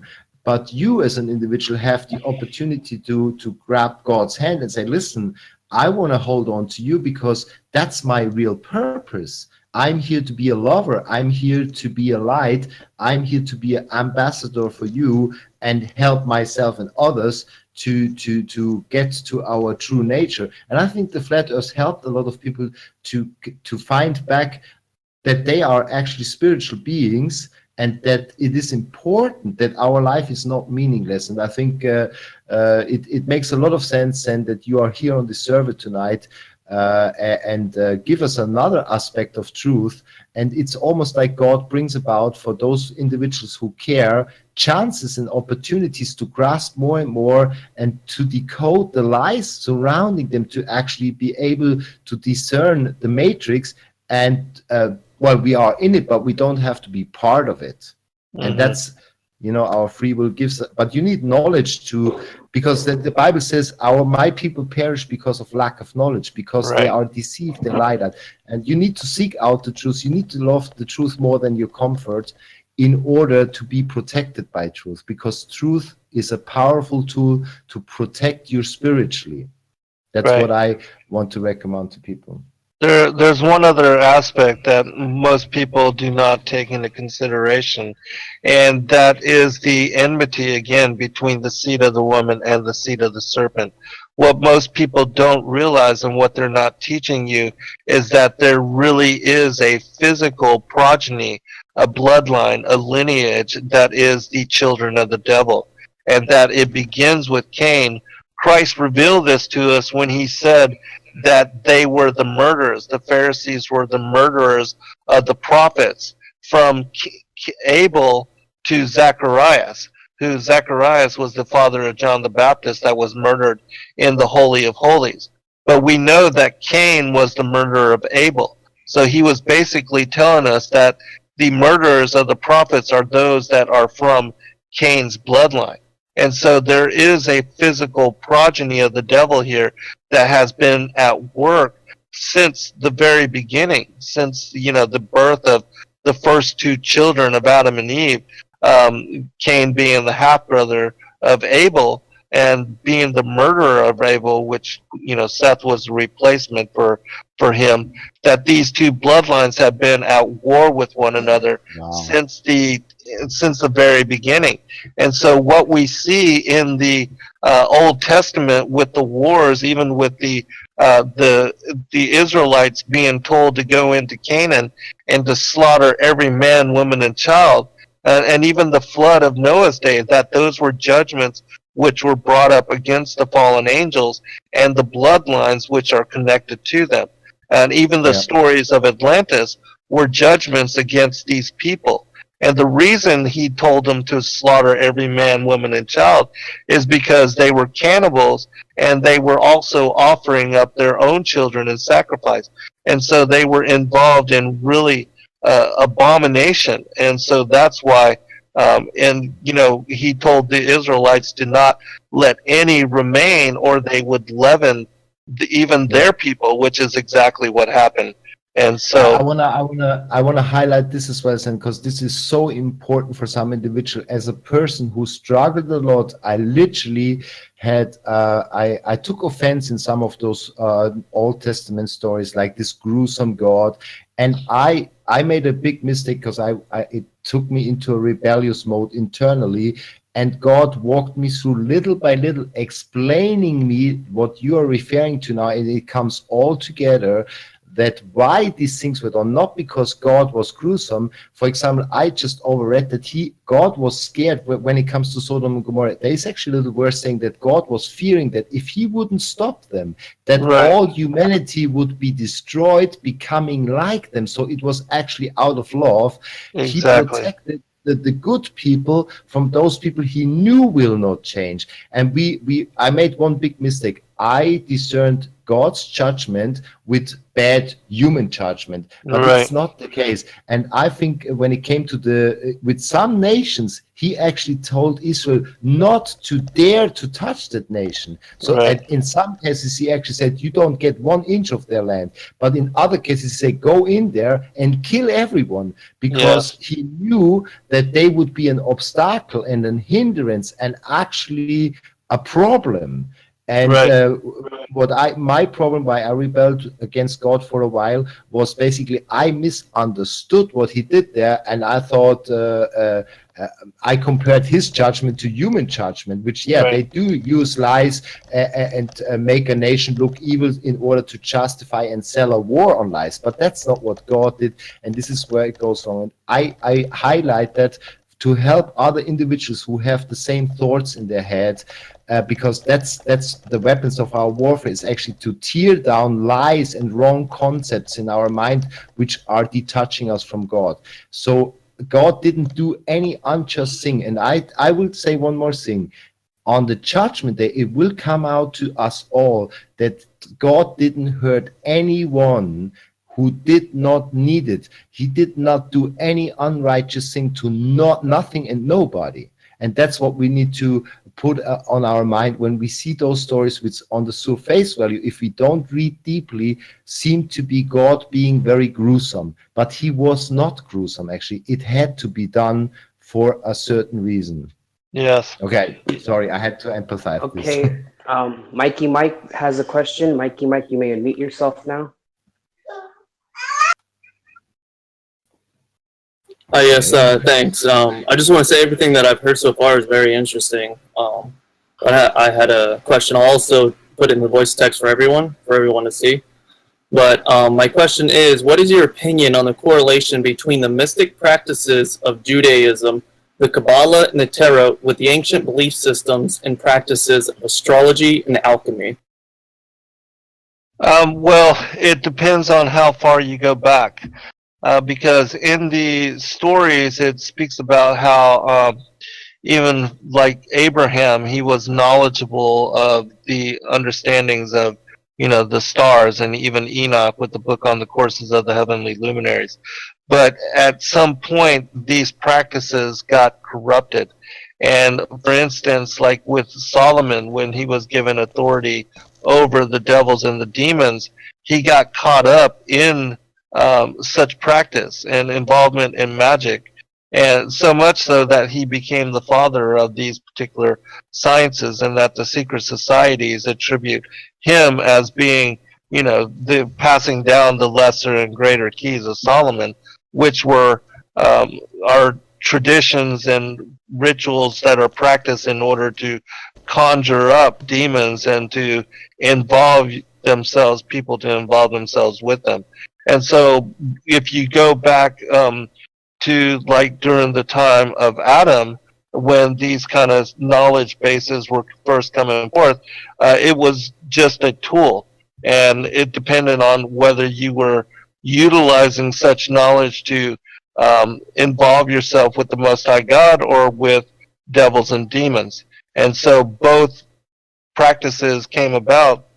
And, as far as what we have now, these knowledge bases where practicing or trying to manipulate tools such as the tarot deck or Ouija boards or that kind of thing, you are basically opening yourself up to demonic influence, and so people don't have any idea as to what they are doing, and so that's what has happened. And these kind of traditions and knowledges and knowledge base has been taken over by the forces of Legion. But also we have to understand that going back to the time of the Watchers, when they fell and they brought down the mysteries of the heaven, that there were certain practices that were established by them in order to lead man astray and to get them involved with worshiping the devils and the demons. And idolatry had a huge part in all of this. And so it's difficult to say when that transition took place. But as far as if you were trying to interact with the Most High God, you don't need to utilize these kind of things, magic sciences or alchemy or tarot decks or Ouija boards or anything like that. That if you do play with those kind of things, you will just open the doorway for Legion to come in upon you. That all you have to do is pray and study the scriptures, and you can have a meaningful and deeper, more intimate relationship with the Holy Spirit, the Father, and the Son. And that's the best way to do it, because again, prophecy is 100% true. Everything from the end of the beginning has been revealed. 1/3 of scripture has been written for our generation. And if you want to know about the future, or you want to have foresight into what's coming, you don't need a crystal ball. You have to do is study prophecy. Okay, so now you have a question from Human Sheeple. He's wondering, how long have you been researching esoteric scripture for, and what inspired you to research down this path? I've been researching this kind of information since I was 16 years old. And when I was 18, the whole New Age movement and all of that happened, and I involved myself with Native American traditions, and I started practicing shamanism initially, but then I was brought full circle back to the study of the gospel and the extra biblical material. And when I understood that prophecy was truly revealed in the Bible and those scriptures, I understood them to be the Word of God. And then I found that in studying the Bible and the extra biblical scriptures, I came to a more profound and deeper and more intimate relationship with the Most High God, whereas I used to do things like vision questing or doing sweat lodges and things of that nature to access the Most High. And now I study the ancient manuscripts in order to to have the Holy Spirit lead me in discernment. And so my technique is just different, but I've been on a lifelong search, and I believe that all of us are born with an innate, inherent desire to understand the creation and the Creator in a more and deeper, profound level, because we have the larger questions of life looming above us and leading us, and we all truly want answer as to how to understand our situation, as to why we are here, who we are, and why all this came about. And it's those things which really drive us, and those kind of things which really are the catalyst for our seeking God and to come to better knowledge of all of these things that, again, are revealed in the scripture. If you really want the answers, they are there, and they are there to be found. It says, knock and seek, and you shall find. Absolutely. And I would also advise people to actually pray to God for this. I did, and God is very patient. I even were in a very discussing internally with God, and I tell you what, He is faithful. He does give you answers. Obviously, it wasn't too comfortable for me because I was in this rebellious state. It's not good, but He turns my heart around and changed me for the better again.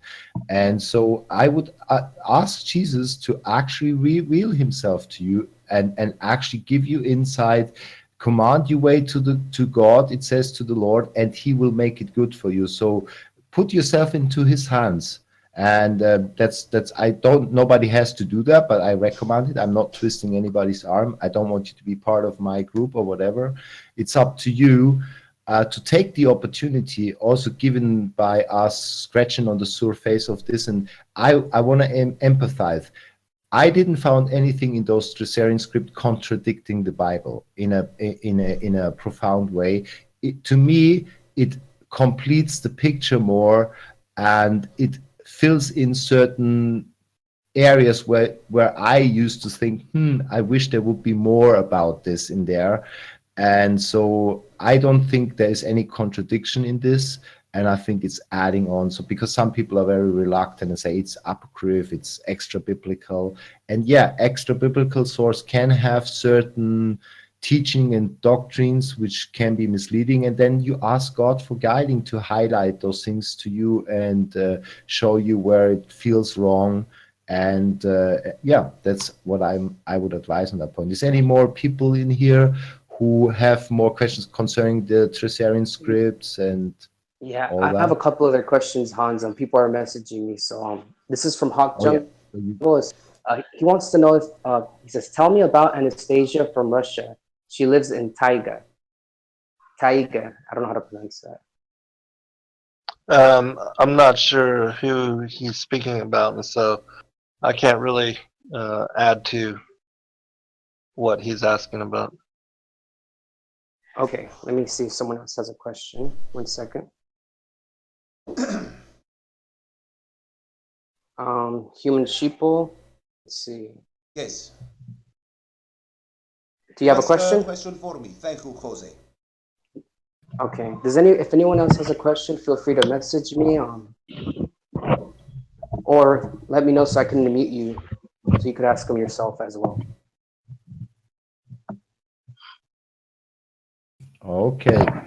So in the meantime, I was also going to offer, because maybe I can provide the audience with more meat to the bone. Basically, I would offer maybe in the future, if people are intrigued and interested, I could, that was a little bit more the field of my research, go into archaeological proof for biblical stories, helping people to understand more that the Bible is basically reliable. It's not just a storybook written up by a few priests somewhere in the desert, and it's certainly not written to enslave man or to be a tool of control. That only happened because what the Catholic Church, in my opinion, was a counter-revolution. They figured they couldn't suppress the first Christian church by killing and torturing them. They actually co-opted it. And they did a fairly good job. And then they reestablished the priesthood, which Christ did away with. He actually said, you shall not give yourself any titles. Don't let anybody call himself father or master or whatever. The lowest of you should be the highest. And he did away with that structure. We have one high priest, that's New Testament, all scriptures I'm referring to now. And we don't need any priest to go to God. You don't need anybody else to actually go in your secret place, seek God for the needs you have, for the answers you need, or the help you seek. And he did away with it. And they reestablished that priesthood in order to actually gain control or access to the scripture. And they couldn't change the scripture, because if they would have done that, those people who were ready to be killed by lions would have immediately rejected them. So they knew they couldn't alter the scripture, and they also never had the 100% control of any scripts and codexes which were circling around the world, and they were very aware about that. If they would change it grossly, it would come out. So they didn't do that. They had a different plan. They were like, let's re-establish the priesthood and make it so, you're not mature enough, let the priest read it, let him be the one laying it out to you. So the people of God lost their own knowledge. They didn't have their own independent knowledge about what the Bible actually says. And that's why when you check on the Catholic Church reading your Bible, you will find a lot of teaching and doctrine which is absolutely contradicting the Bible. See what I mean? So I want to Yes, highlight absolutely. that to people. Yeah. Well said.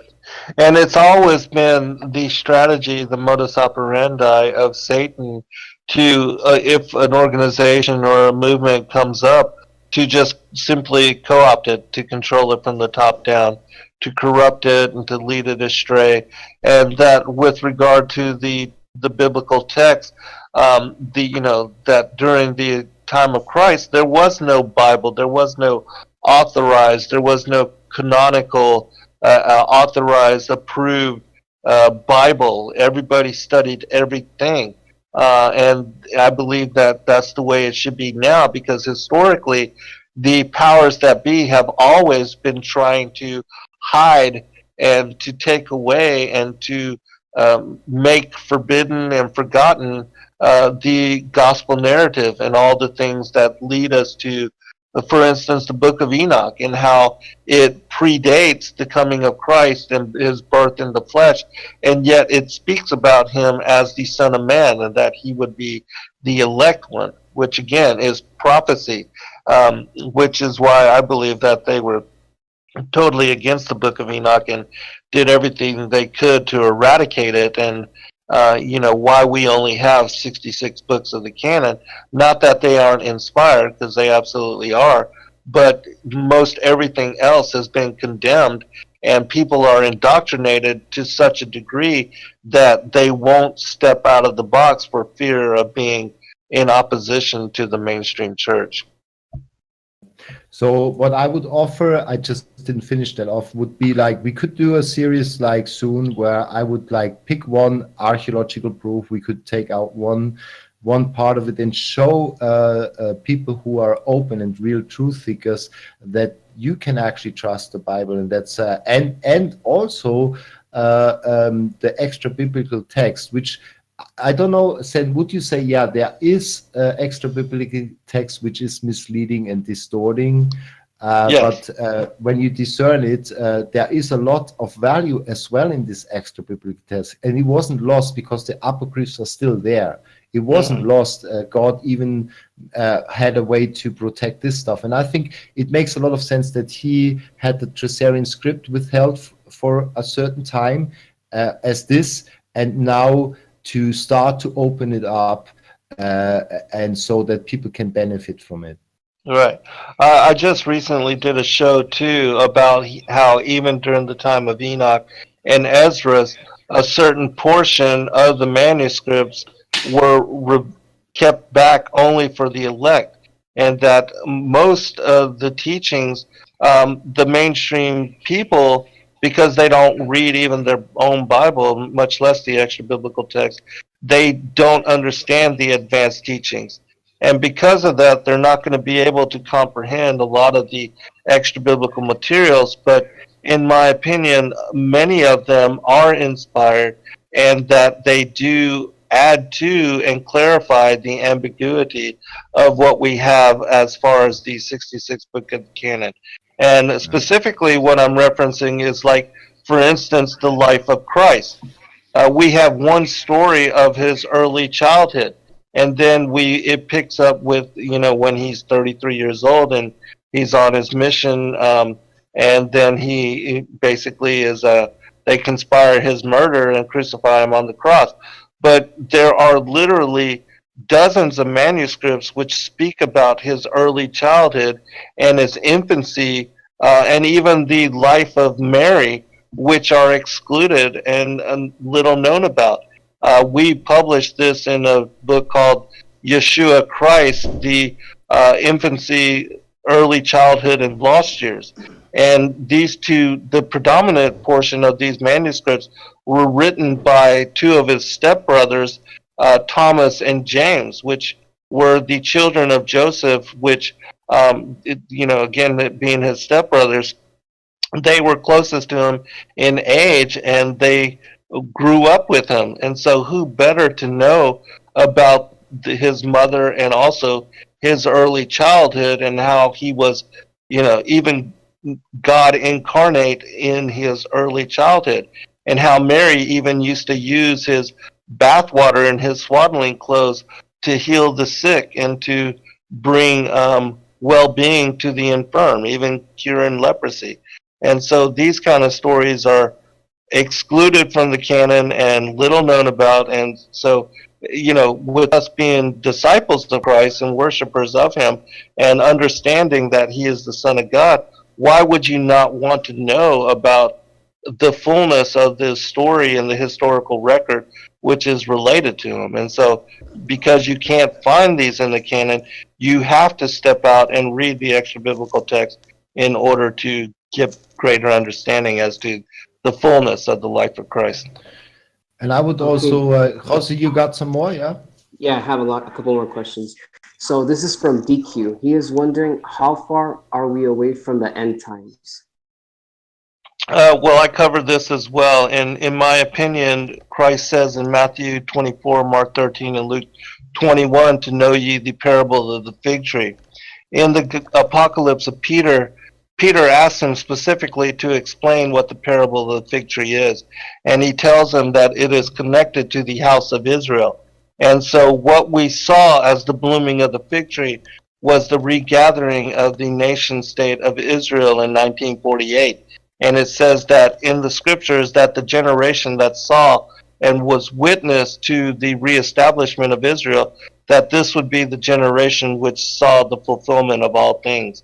In Psalms 90, verse 10, it identifies a generation as being 70 to 80 years.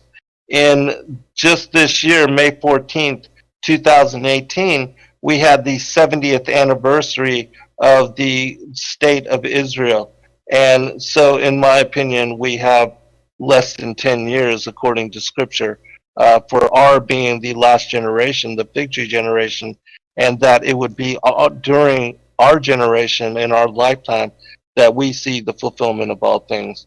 And in my opinion, that's why we see the acceleration of the times that we are in and the fullness of Scripture and truth coming to light in the manner that it is. The next question is from Waza.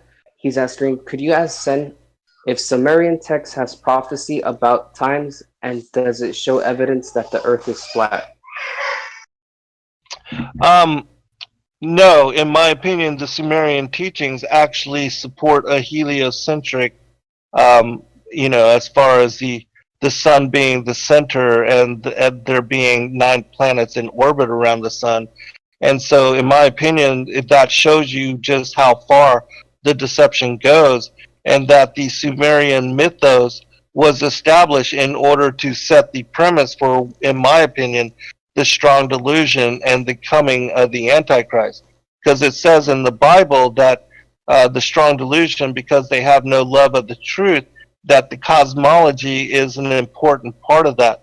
Because it's only in having an ever-expanding universe and all the stars in the skies being possible suns with planetary systems in orbit around them, that you can have possible extraterrestrials from other galaxies and other dimensions, and that may have evolved millions of years in advance of us.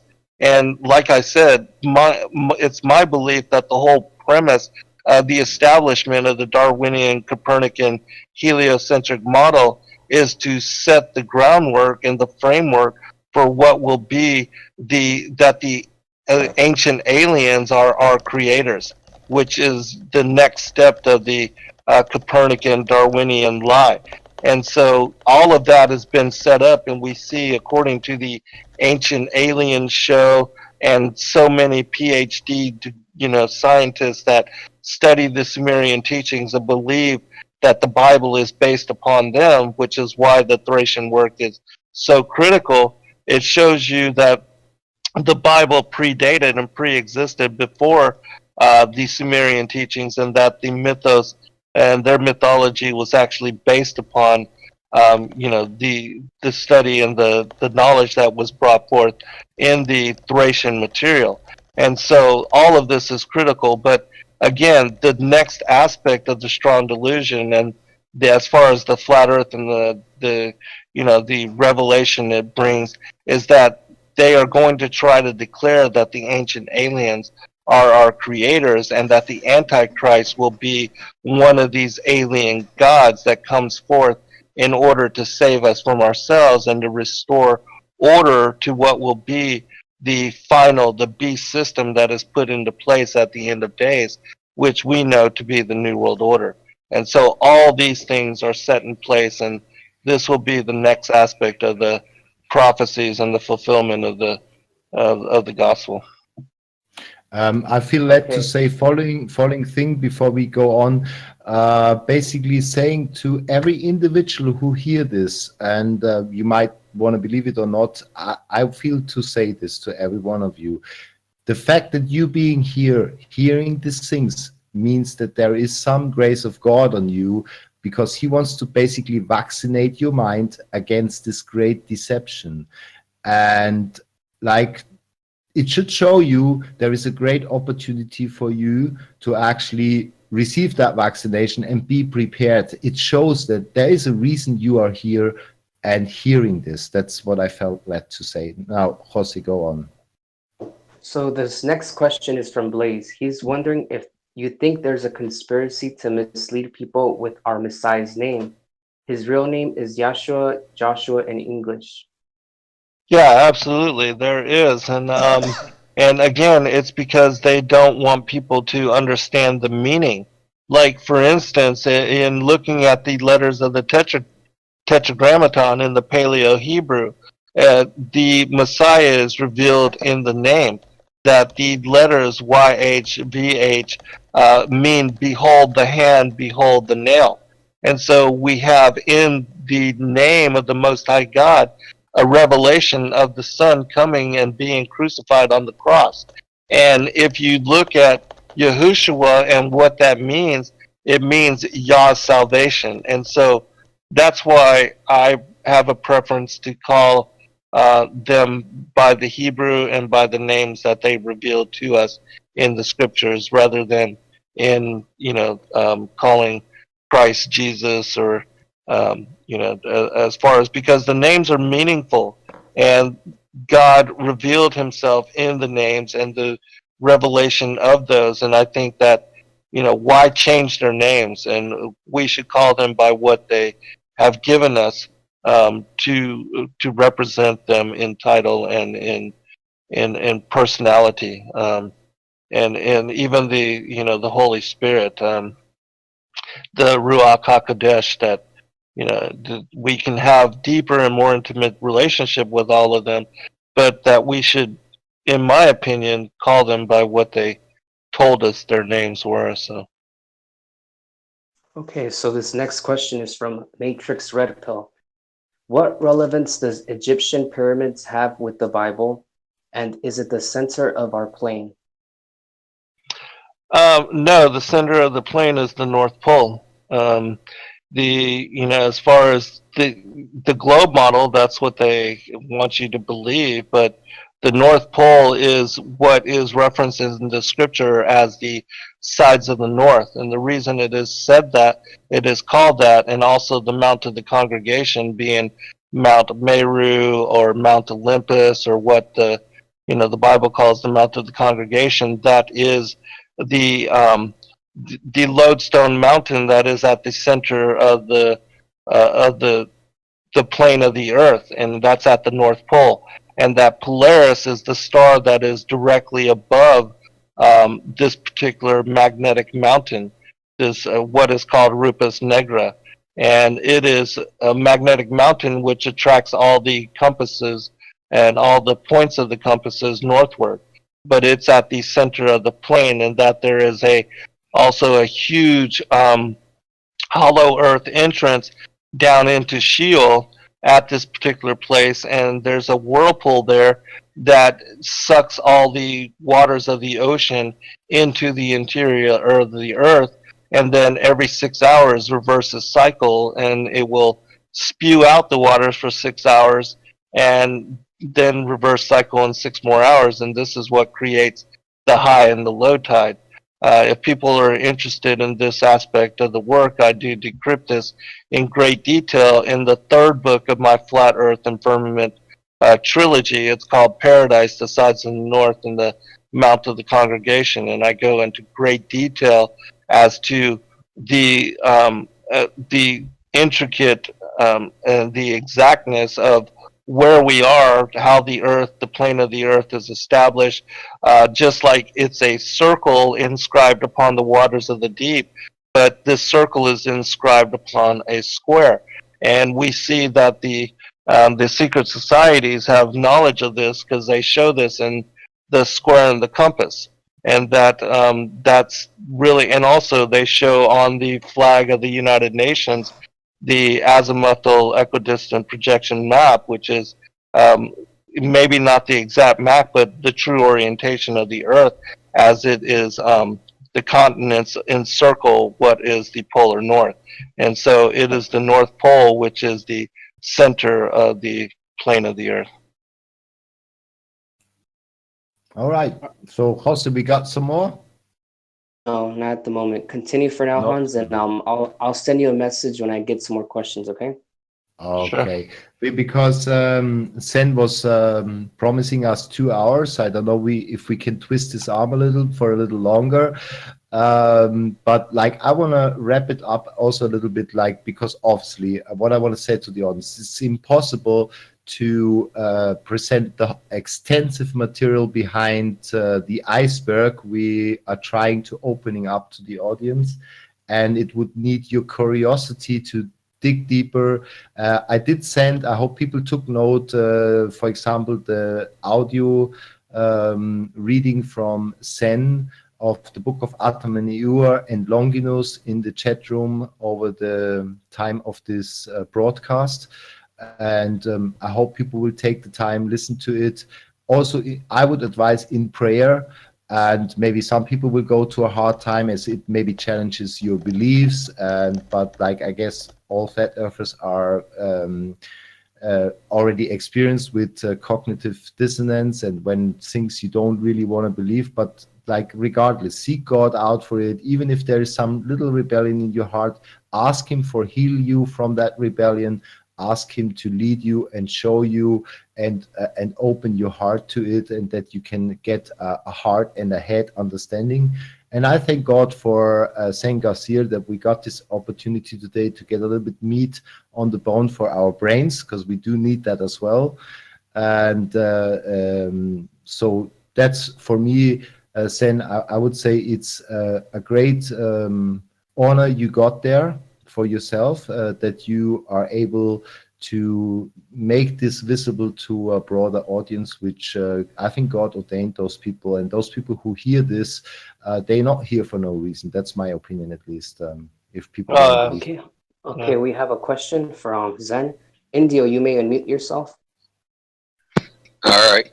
Hey, how you doing? All right. How are you, brother? Good. It's a simple question. When you do your research into like these ancient texts, how do you evaluate and determine and make up your mind about the accuracy of, say, like the dates and the chronology and those things that go along with it, to know, like, are these actually in the right order? Is it actually, like, say, 1,000 years old? Like, how do you determine, the accuracy of all that? Well, as far as the background of specific texts, in my opinion, like a lot of people, they try to date, these texts to this time or those texts to those times. I'm more interested in what the text says, and I just read and study them for myself, and I allow the Holy Spirit to lead me in discernment, because it's my opinion that truth, again, when you study to show yourself approved, God reveals Himself within the Scriptures, and He will lead you to truth. And that's what the Scriptures say. And in my opinion and in my experience, that's exactly the way that it works. So I know a lot of people are really, they won't even read a text if they believe that it's some some person of professional opinion says that it's not relevant, or it's you shouldn't even read it because it's worthless or it's Gnostic or whatever. I don't let all those judgments and those condemnations lead me astray from actually reading them. I just read everything and study it and filter it through my own experience. And as far as the timeline and the dates and anything else of relevance that I can glean from a particular text, again, I let the Holy Spirit guide me.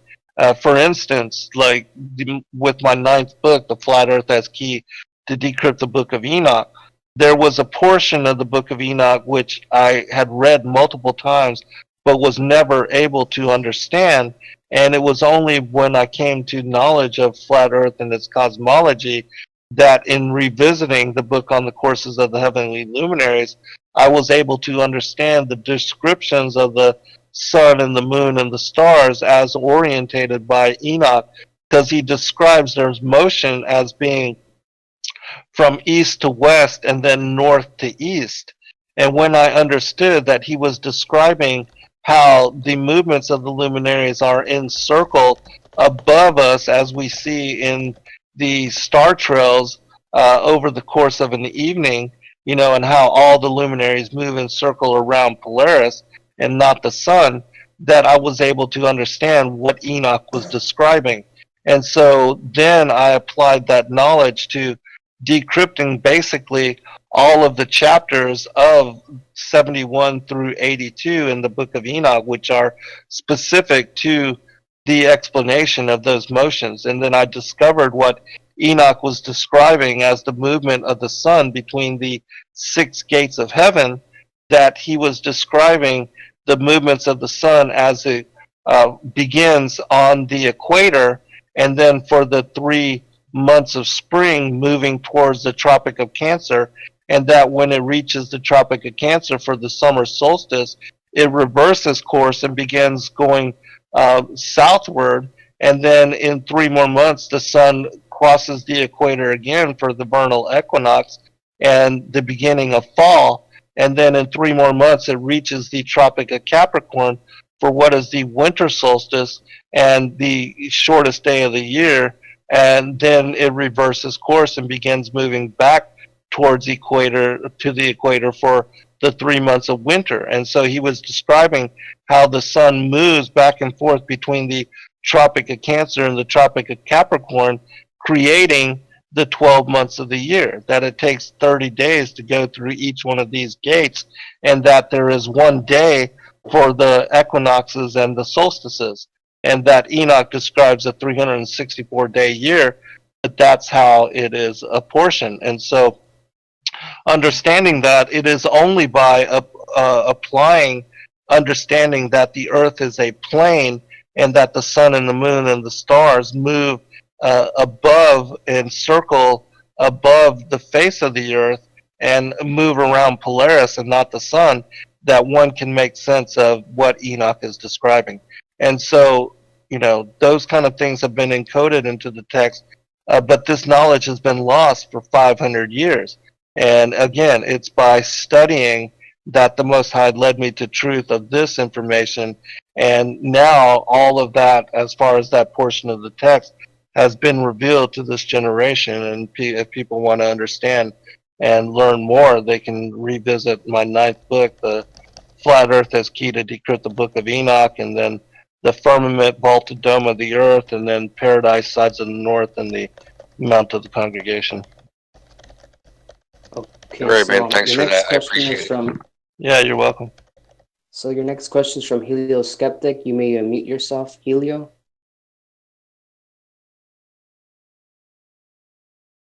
Let me. It won't let me. You're with us. We got you. It won't let me. We hear you, brother. Oh, you can hear me? Helio. Yeah. Yeah, we can hear Oh, you. okay, Go ahead. cool. It's showing muted on my thing. Anyway, I have a question about the flood, because I mean that hasn't been brought up yet, and I'm curious about the timeline. I mean, there are a lot of lot of speculation around.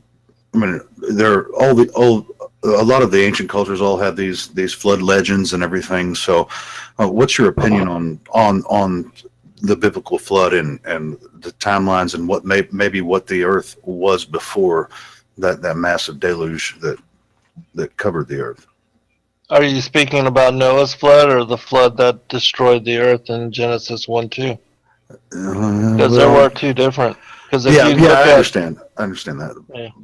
I'm speaking specifically on Noah's flood.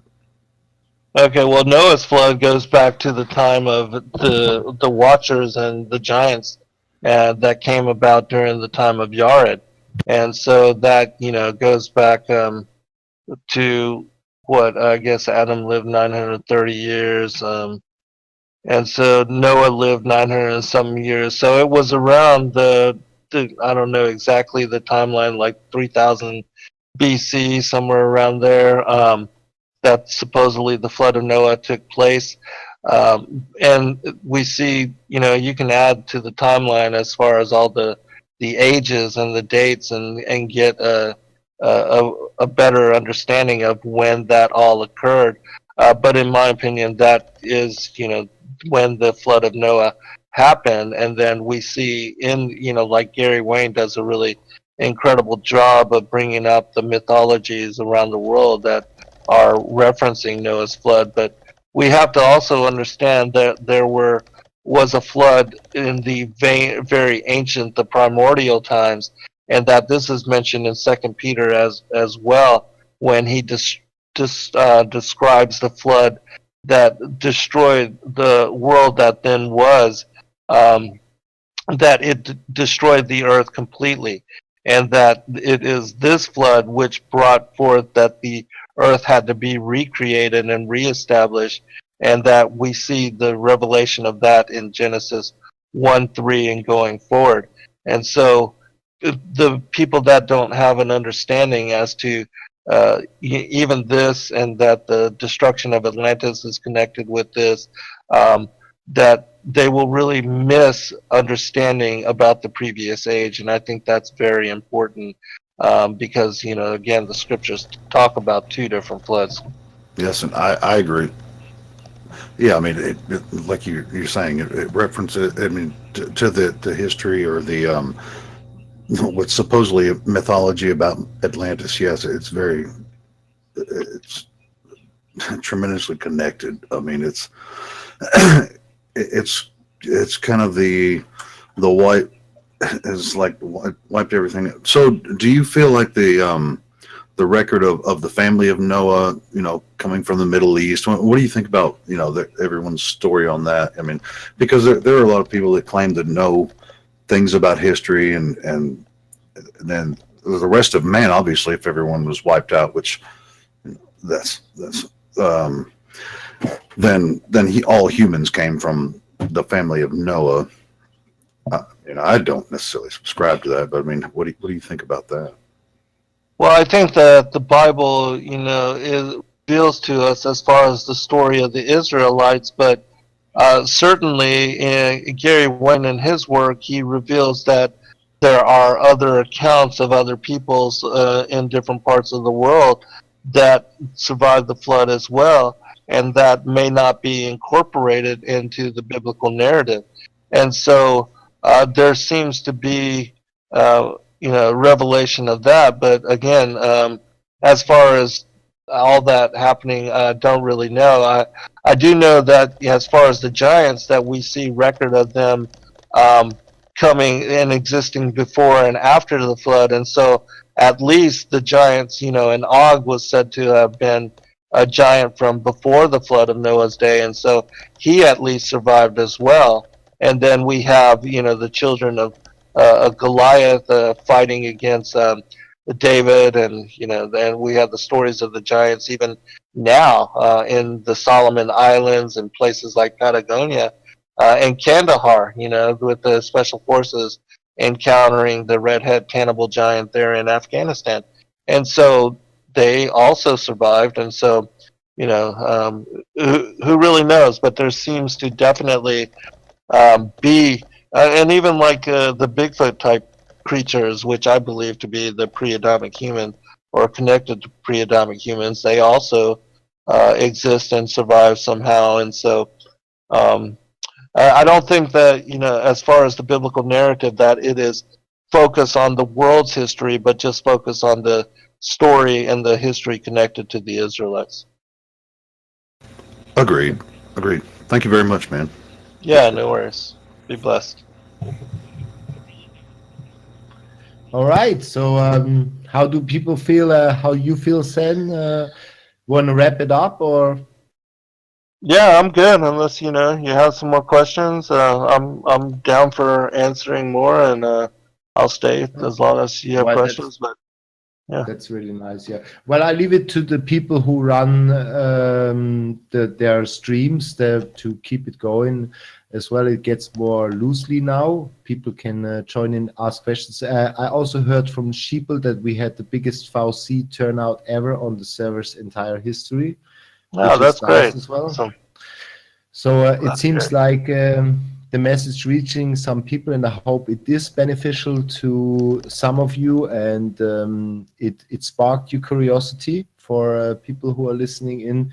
And I would certainly be available to maybe prepare in 1 month's time a more deeper one where we maybe take a certain aspect out and go deeper into it, or maybe even read excerpts of those books we are referring to. And also, I want to renew my offer that we might, I can do my own little thing here from time to time where we can even elaborate on other supporting evidence of biblical account, which, for example, from the archaeological base. That could be something I would be able to do for the audience who is curious. And so we don't stuck, and we go on with increasing our understanding and knowledge as well, and get prepared for what's ahead. Yeah, no, sure. he said he's going to stay hang around a while. All right, so Zen, it's to my knowledge that you have your own Discord, and I was wondering if it's open, and if it is, if you're willing to send me a link so I can invite some of the administrators and some of the flat earthers here to your Discord if it's open. It is open somewhat. We do appreciate, as far as if you know who's coming into the group, because we do get a lot of trolls and a lot of mockers. I am not.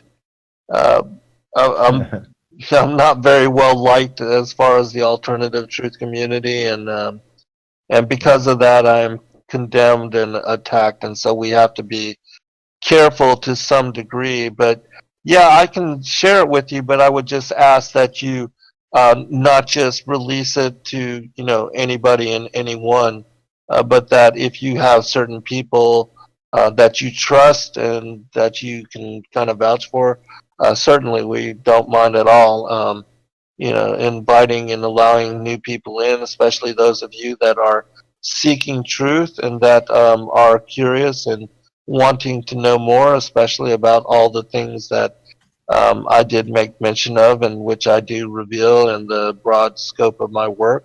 I have no problem at all answering questions and helping people to come to better discernment on the bigger picture, which is, the one of the interesting aspects of the work that I do is tying together how all the pieces come together and to share what is the puzzle of truth, because there is an underlying theme interwoven into all the mythologies, all the religions, and as far as the esoteric and conspiratorial side of the world as well. And that when you understand and see this bigger picture, and another thing that's really important is our pre-existence and how that connects to all of this as well. The war in heaven and the connections to the enmity between the seed lines. I speak about all these things in great detail, and as I said earlier, anything that I talk about and all the things that I bring forth, I have covered in my books and share hundreds of sources to back up all the things that I say. That I never take a stance on truth, and I never expound upon any particular topic or issue unless I have studied it in great detail, and it aligns with the ancient manuscripts. So even though I'm largely contentious, and a lot of things that I say are in opposition to the mainstream churches, in my opinion, most of the pastors, the preachers, and ministers, and those people that are supposed authorities, and the people that people look to for insight and interpretation on the gospel, have no idea what they're talking about, and do not even understand the 66 books of the Bible, much less the extra biblical manuscripts. I mean, it's a good sign when you get attacked by certain people. Like Christ said, we should cheer if the world attacks us, because that somewhat means you are somewhat at least in the right direction. Not necessarily always, because if you just seek to hurt people, obviously you get opposition as well. But that I seen your work, and I know that you are a loving being, and that you are not like out there to cause harm. So in effect, the people who attack you viciously, they don't do that rightfully. So I can say that much. Well, I appreciate that. Oh, Meanbor. What's going on, Meanbor? How are you? Zen, I had one question for you. Were you planning on leaving a link to your Discord for us, or? Yeah, I can. I would say yeah. you give it to Jose in order to have what you hope for, that it gets out in a little bit of a controlled manner. Yeah, just give it to Jose, I'll do that. and he'll link it directly to I people. sent you a direct message, Zen, so you can just reply with me with the invite. Yeah, and we really I'll do appreciate that. And for the people we can vouch for. Yeah, and Yeah, we really no worries. appreciate you taking time. We really appreciate you taking time to talk tonight. I it's would my also pleasure. I would also ask the audience who believe in prayer, those, like I said, I don't want to twist any arms of individuals, to pray for San Garcia to be protected and blessed, also like in all his needs, so he can proceed with his work, because I think he has a mission or a commission to reveal certain things which will help certain individuals in a great way. And as I said, truth is a protecting force. And understanding is a protecting force, which, for example, can protect you from the great deception, which is, to many of us, to a certain extent, already understand that we swim in an ocean of lie. And the Word of God is an anchor. It is actually a safe base for those who settle their spirit there, to not get dragged and washed away by all those stuff out in the world. So please pray for his protection and his health, and so he can proceed with what he does. I really, really appreciate that, because I think that the power of prayer is one thing that the world does not understand. And it's something that we can do for each other and one another that's freely available. And certainly in my experience, the Most High is listening to, watching over, and hearing, and also heeds the prayers that we send up, whether we are aware of that or not. Because in my opinion, we are really living prayer, and the actions and the intentions, the behaviors that we put forth daily into the world will create for us the realities that we live, and also attract magnetically the kind of lessons that we are to learn and to have to deal with and face. And that's why it's important to be positive and to share blessing with the world, rather than to be negative and cursing the world, because those kind of things come back on you. In my opinion, Exactly. you reap what you sow. I see there's another one. Want to ask a question? Where is Grim Reaper's rifle? Where is he? I can't see him. Just go on. Ask a question. Where are you? Is he unmuted? Oh yeah. Let's check this. I unmute you right now. So go ahead, man. Can you hear me real good? You okay? Yeah, we got We you. hear you. All right. Thank you very much for this. This has been enlightening, Zen. I have a question. Let's go back all the way to the original fallen angels and how they made the Nephilim. Are there different periods of the Nephilim? It seems like, being in the military, I know all about the giant of Kandahar, how he was taken there, put on a C-130, actually, and then was put on a submarine and put into and they actually took the submarine to South Carolina, and they actually took him to a very secret base. But here's my question. The original fallen angels, they made the Nephilim, and we had the giants. Then the flood came, seemed to wipe them out, but we did have survivors. Are the new breed of giants that we're finding around the world, are these from the old school original ones, or are these a new group of made Nephilim that are in our lifetime within the last couple of hundred years? In other words, are they the ancient remaining seed of the giants, or are these new giants that have come forward after the flood? Really, really good question. But before I go into that, I want to clarify that there are two incursions of angels, and that most people don't recognize that the original Lucifer, where Christ says, I saw Lucifer or Satan like lightning fall from the heavens, that this occurred on the second day. People can check out the second book of Enoch, the book of the secrets of Enoch. In chapter 29, Enoch speaks about how one from out of the order of angels rebelled against him and wanted to be like the Most High. It's connected to Isaiah 14. So Lucifer was cast out, became Satan the adversary, with the 1/3 of the angels that rebelled with him to wage war against the Most High God on the second day. And so the rebel angels have been here from the second day and were placed under the authority of death.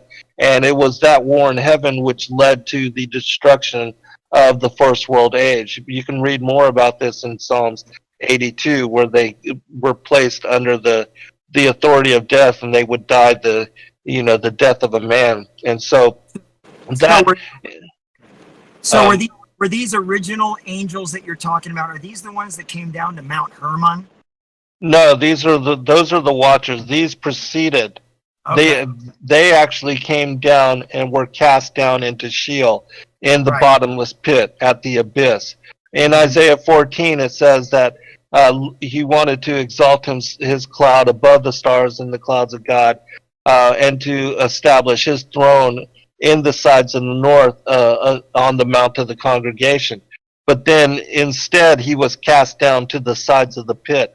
And so he took authority in Sheol, and the rebel angels, the legion, the 1/3 of those that followed Lucifer, they are ruling from the interior of the earth, from Abraham's bosom, in what is Tartarus, Gehenna, Sheol, all of these places. That's in the center of the earthen plane at the North Pole. But the angels that rebelled during the time of Yared, which they were holy angels, you can read more about this in the Kebra Nagast, Kebranagast, chapter 100, on the angels that rebelled. It tells you that when they were cast down, they left their first estate. They were given bodies of flesh, male bodies, and they were able to sleep with specifically the daughters of Cain, because they were already hybrid. And they were the ones that brought forth the race of giants known as the men of renown. And we see that story reflected in Genesis 6. And this is also the story that is repeated in great detail in the book of Enoch. And so, yes, it was these giants that only one, Og, survived the flood of Noah's day. And it speaks about in the scripture that he rode atop the ark, and that Noah made an agreement with him that if he would help him to rebuild the earth afterward, that he would feed him during the flood, which he did. And so it was Og that says in the scriptures that he was the last remnant giant, and that he was the one that was from even before the flood. And it's him mixing with the seed of Ham that brought forth even what we see as Goliath and his brothers, Ishbenbab and Saph and the other giants, which are connected to the 5 that waged war against David and his generations. But as far as what you had brought up with the new and the old giants, that it's both. in my opinion, the wars against Afghanistan and Iraq, that the tomb of Gilgamesh was discovered in Iraq, and that was one of the reasons for the rush to war against Iraq, was to gain access to the DNA of Gilgamesh, and that part of that is because of the cloning that is taking place in some of these deep underground bases, that they are trying to replicate what are called fit extensions for the what is the locust army that is now being created, this supernatural kind of hybrid army that will be released at the end of days, that will be part of the wrath of God poured out on the wicked and those not written into the books of life. In my book, The Paradise, the Sides of the North, and the Mountain Congregation, I talk about how the giants were imprisoned within the interior of the earth, and that they will be part of those released at the end of days as well. And so we have both some of the old world giants alive and some of these, living within the interiors of the earth. Like, I've been reading a book called The Solomon Island Mysteries, which speaks about how these ancient giants are living even there right now. And, we saw the Kandahar giant. You know more about that than I do.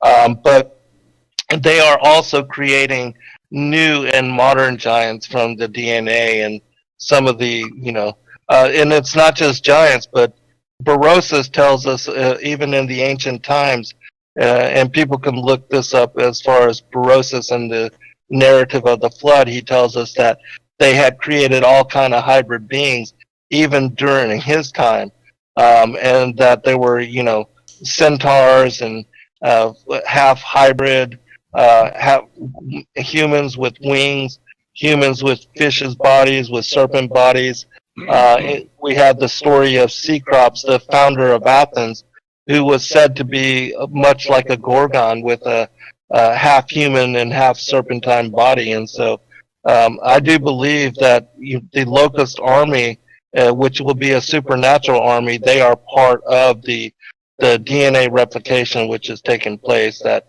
in the book of the giants, it speaks about the miscegenation of the world before the flood, and that Christ says that as in the days of Noah, so shall it be in the days of the second coming of the Son of Man, and that unless the days were shortened, there should be no flesh left. In my opinion, the corruption of the genome all across the board is what we see being referenced in that, and that he has to come in order to save us, because the genome will be completely corrupted, the food, everything being totally out of whack and out of harmony, so that everything is died and killed off. Let me just ask one more quick question. You brought up the giant in Solomon Islands. In World War II, my dad was all through the Pacific area, and he heard the rumors from Tarawa and from the Solomon Islands that even in World War II, there were these giant screams and these visions in the Solomon Islands, and that one of them had been captured and killed and then disappeared. Now, here's my question. Where did that body go, just like the one in Kandahar? Do you think that this has been an ongoing DNA sampling of the last of the giants in order for, whether you say life extension or to find the mystery of the Watchers? Absolutely, yeah. I think that is absolutely part of the deep underground experiments that are ongoing right now, because they are, Lucifer and Legion, they want to take embodiment in supernatural beings. They want to have ungodly powers and supernatural strength. And so, humans they consider to be puny and weak. They want to replicate and bring forth the giants of old, and also some of the hybrid creatures that live during the time that are spoken about in our mythologies. And so, and that is what is revealed at the end of days, that the locust army will be the supernatural army, and that they will come forth, that even, they cannot be killed by the sword, that they will come in through the windows, all these kind of things. In Second Ezra, it speaks about the coming of the dragons of Arabia. And so, in my opinion, yeah, there's a lot of supernatural forces that will be released at the end of days. you guys allow me to do one thing, and Grim can go on as well. I would like to conclude the main thing which we did today, but let you stay here as long as you want, and be an open discussion for however long you want to do it. But I would like to conclude the main part, which I think we successfully finished, with a prayer as well, and also thank the audience. Like it was a very orderly conduct today. I really appreciate that. So if you don't mind, I just speak a quick prayer, and then I just make it an open panel, and it's just a normal conversation between us, as long as you feel like hanging around with us. Yeah, it's So, midnight here anyway, so I think this would be a good time to end it. So. Okay, so Father, we want to thank you in the name of Jesus Christ that you had sent us here today, speaking to us, and I hope you're going to use this knowledge and the seed you planted in people's mind to help them, to strengthen them, to vaccinate them against lies, and that you going to be a positive force in their life and draw them closer to you. And I thank you for the successful time we had today, and make this a blessing to as many people as possible. I thank you in the name of Jesus Christ. Amen. Amen. Okay. Okay, so guys, if you want to hang a little bit longer, I would just open it up, and let's hope we can proceed with the orderly conduct. And if people want to let the stream run, it's down to them. But I lean back as a moderator. I might have just personal questions as well if you hang a little bit more. And yeah, like I think Grim wants to go on a little more as well. Is it okay? Yeah, I'll answer whatever questions y'all have, and then I'll leave after that. But yeah, if you got questions, I'll field them while I'm here.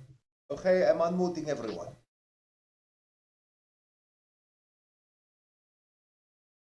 Yeah, it might, so because it's not the normal case here, Sen, it might get a bit more chaotic now. Let's see what happens. Maybe it doesn't. But Grim, you had a little bit more, like, on your heart? Well, I guess he's off. Okay, so yeah, we can unmute everybody if you want that. And listen, Sen, I really greatly appreciate it. It was a great thing, and I hope in the background you use the avenues we open now to connect with each other, that we might even prepare another one a little bit later down in the line.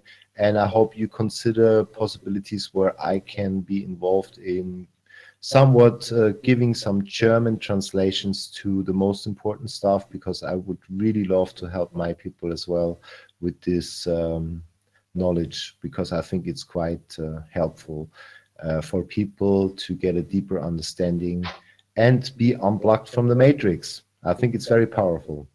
Yeah, absolutely. And I'll do whatever I can to assist you, with whatever you might be interested in. I don't have the authority to share the Thracian texts themselves, but, as far as knowledge about them and around them, I can certainly share. And there are portions that I have released in my books, and so that I've been approved to share. So, yeah, whatever you want to make.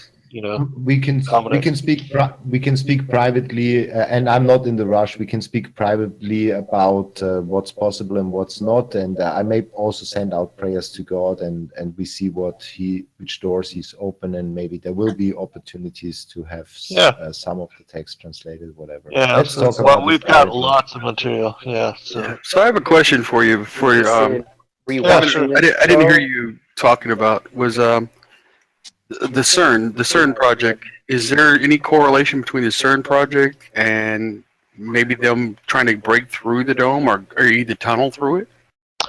Yeah, I think that is part of what even in the Emerald Tablets of Thought that speaks about how they were doing, inviting up beings from the great below, and that they were, and I do believe that is part of that they are trying to find a way to get out of the matrix and to escape this time-space dimensionality, because they know that judgment is coming. Even when Christ came into the flesh, Legion recognized him as the judge and as the Son of God, and that he would be the one that brought, condemnation upon them at the end of days. And they recognize now with the blooming of the fig tree that we are the last generation. So they're scrambling as much as they can to, That's what I thought. figure out a way to. Is that the reason why they took the down in the Ziggurat of in Iraq immediately? Yeah, I think that not only that, but also I think that they are trying to, with these different ancient sites and the location of them, that they are trying to utilize some of this ancient lost technology, because again, they did have greater capacity and ability than we do now. And they're trying to find answers in some of this, these lost and forgotten places. Great, thank you. Yeah, you're welcome.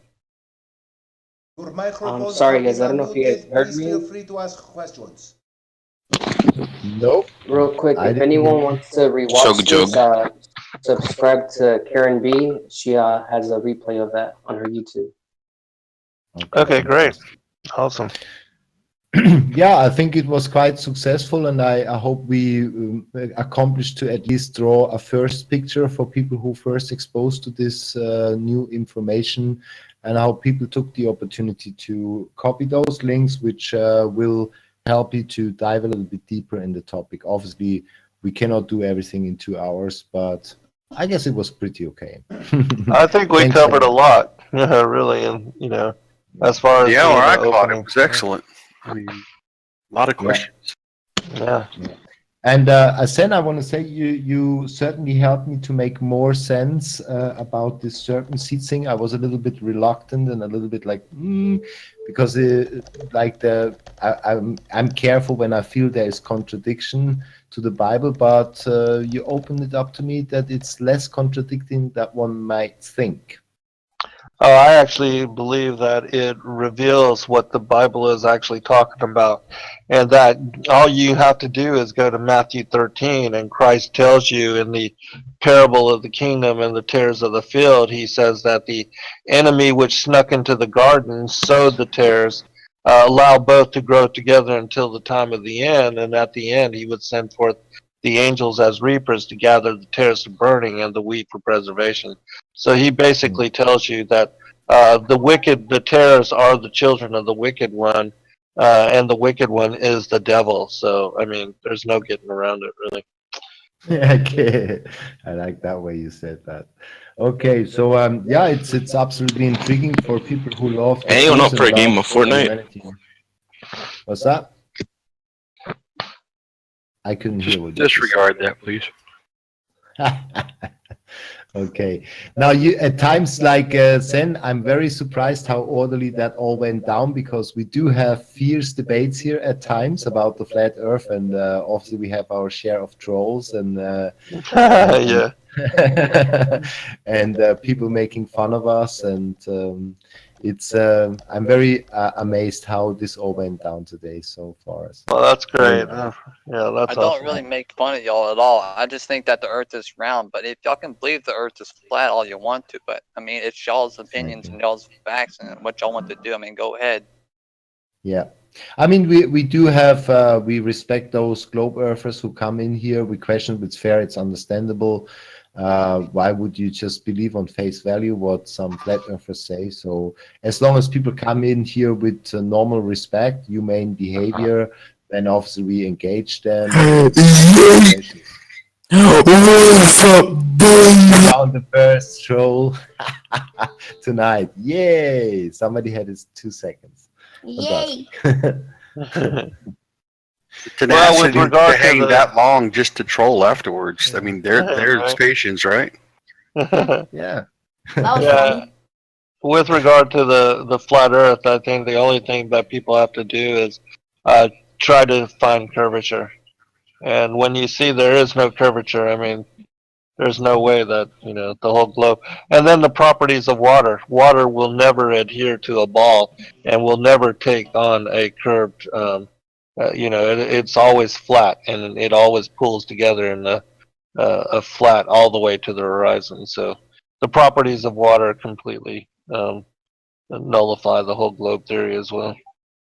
I mean, now as you have the link to here, if you feel like you want to hang a little bit sometimes and or come in here, then you can maybe observe yourself some fierce debates. It's very interesting, and people got very knowledgeable here.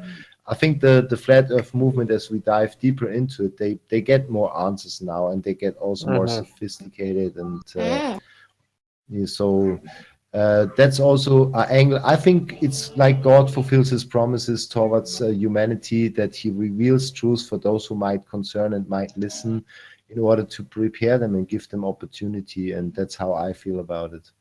And the flat earth is one of them, and he keeps his word. Like all the things about 9/11, the money system, it was gradually that God ensured to keep his promise, that he gives people opportunity to understand what they are living in, and to empower them, actually. You know? Yeah, I agree. Okay. All right. Any other questions? Because, like I said, it's 12:05 here, so. Yeah. Yeah. I know you're a very busy guy. I can more than understand that you like use your time wisely. Thank you very much for coming, Zen Garcia. We all really appreciate it. It was a really good, you know, I don't know if you want to call it an interview or show, but it was very good, and thank you very much. We're all very grateful. Oh, yeah. Hey, I Have a good night, appreciate brother.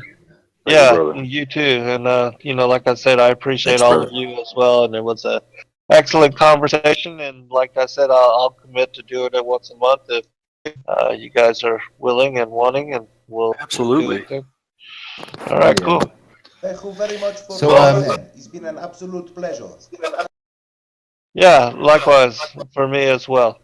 All of you be blessed. And I hope one of these days we can have a private conversation as well. So just let me know when it's good for you, and then we'll set it up.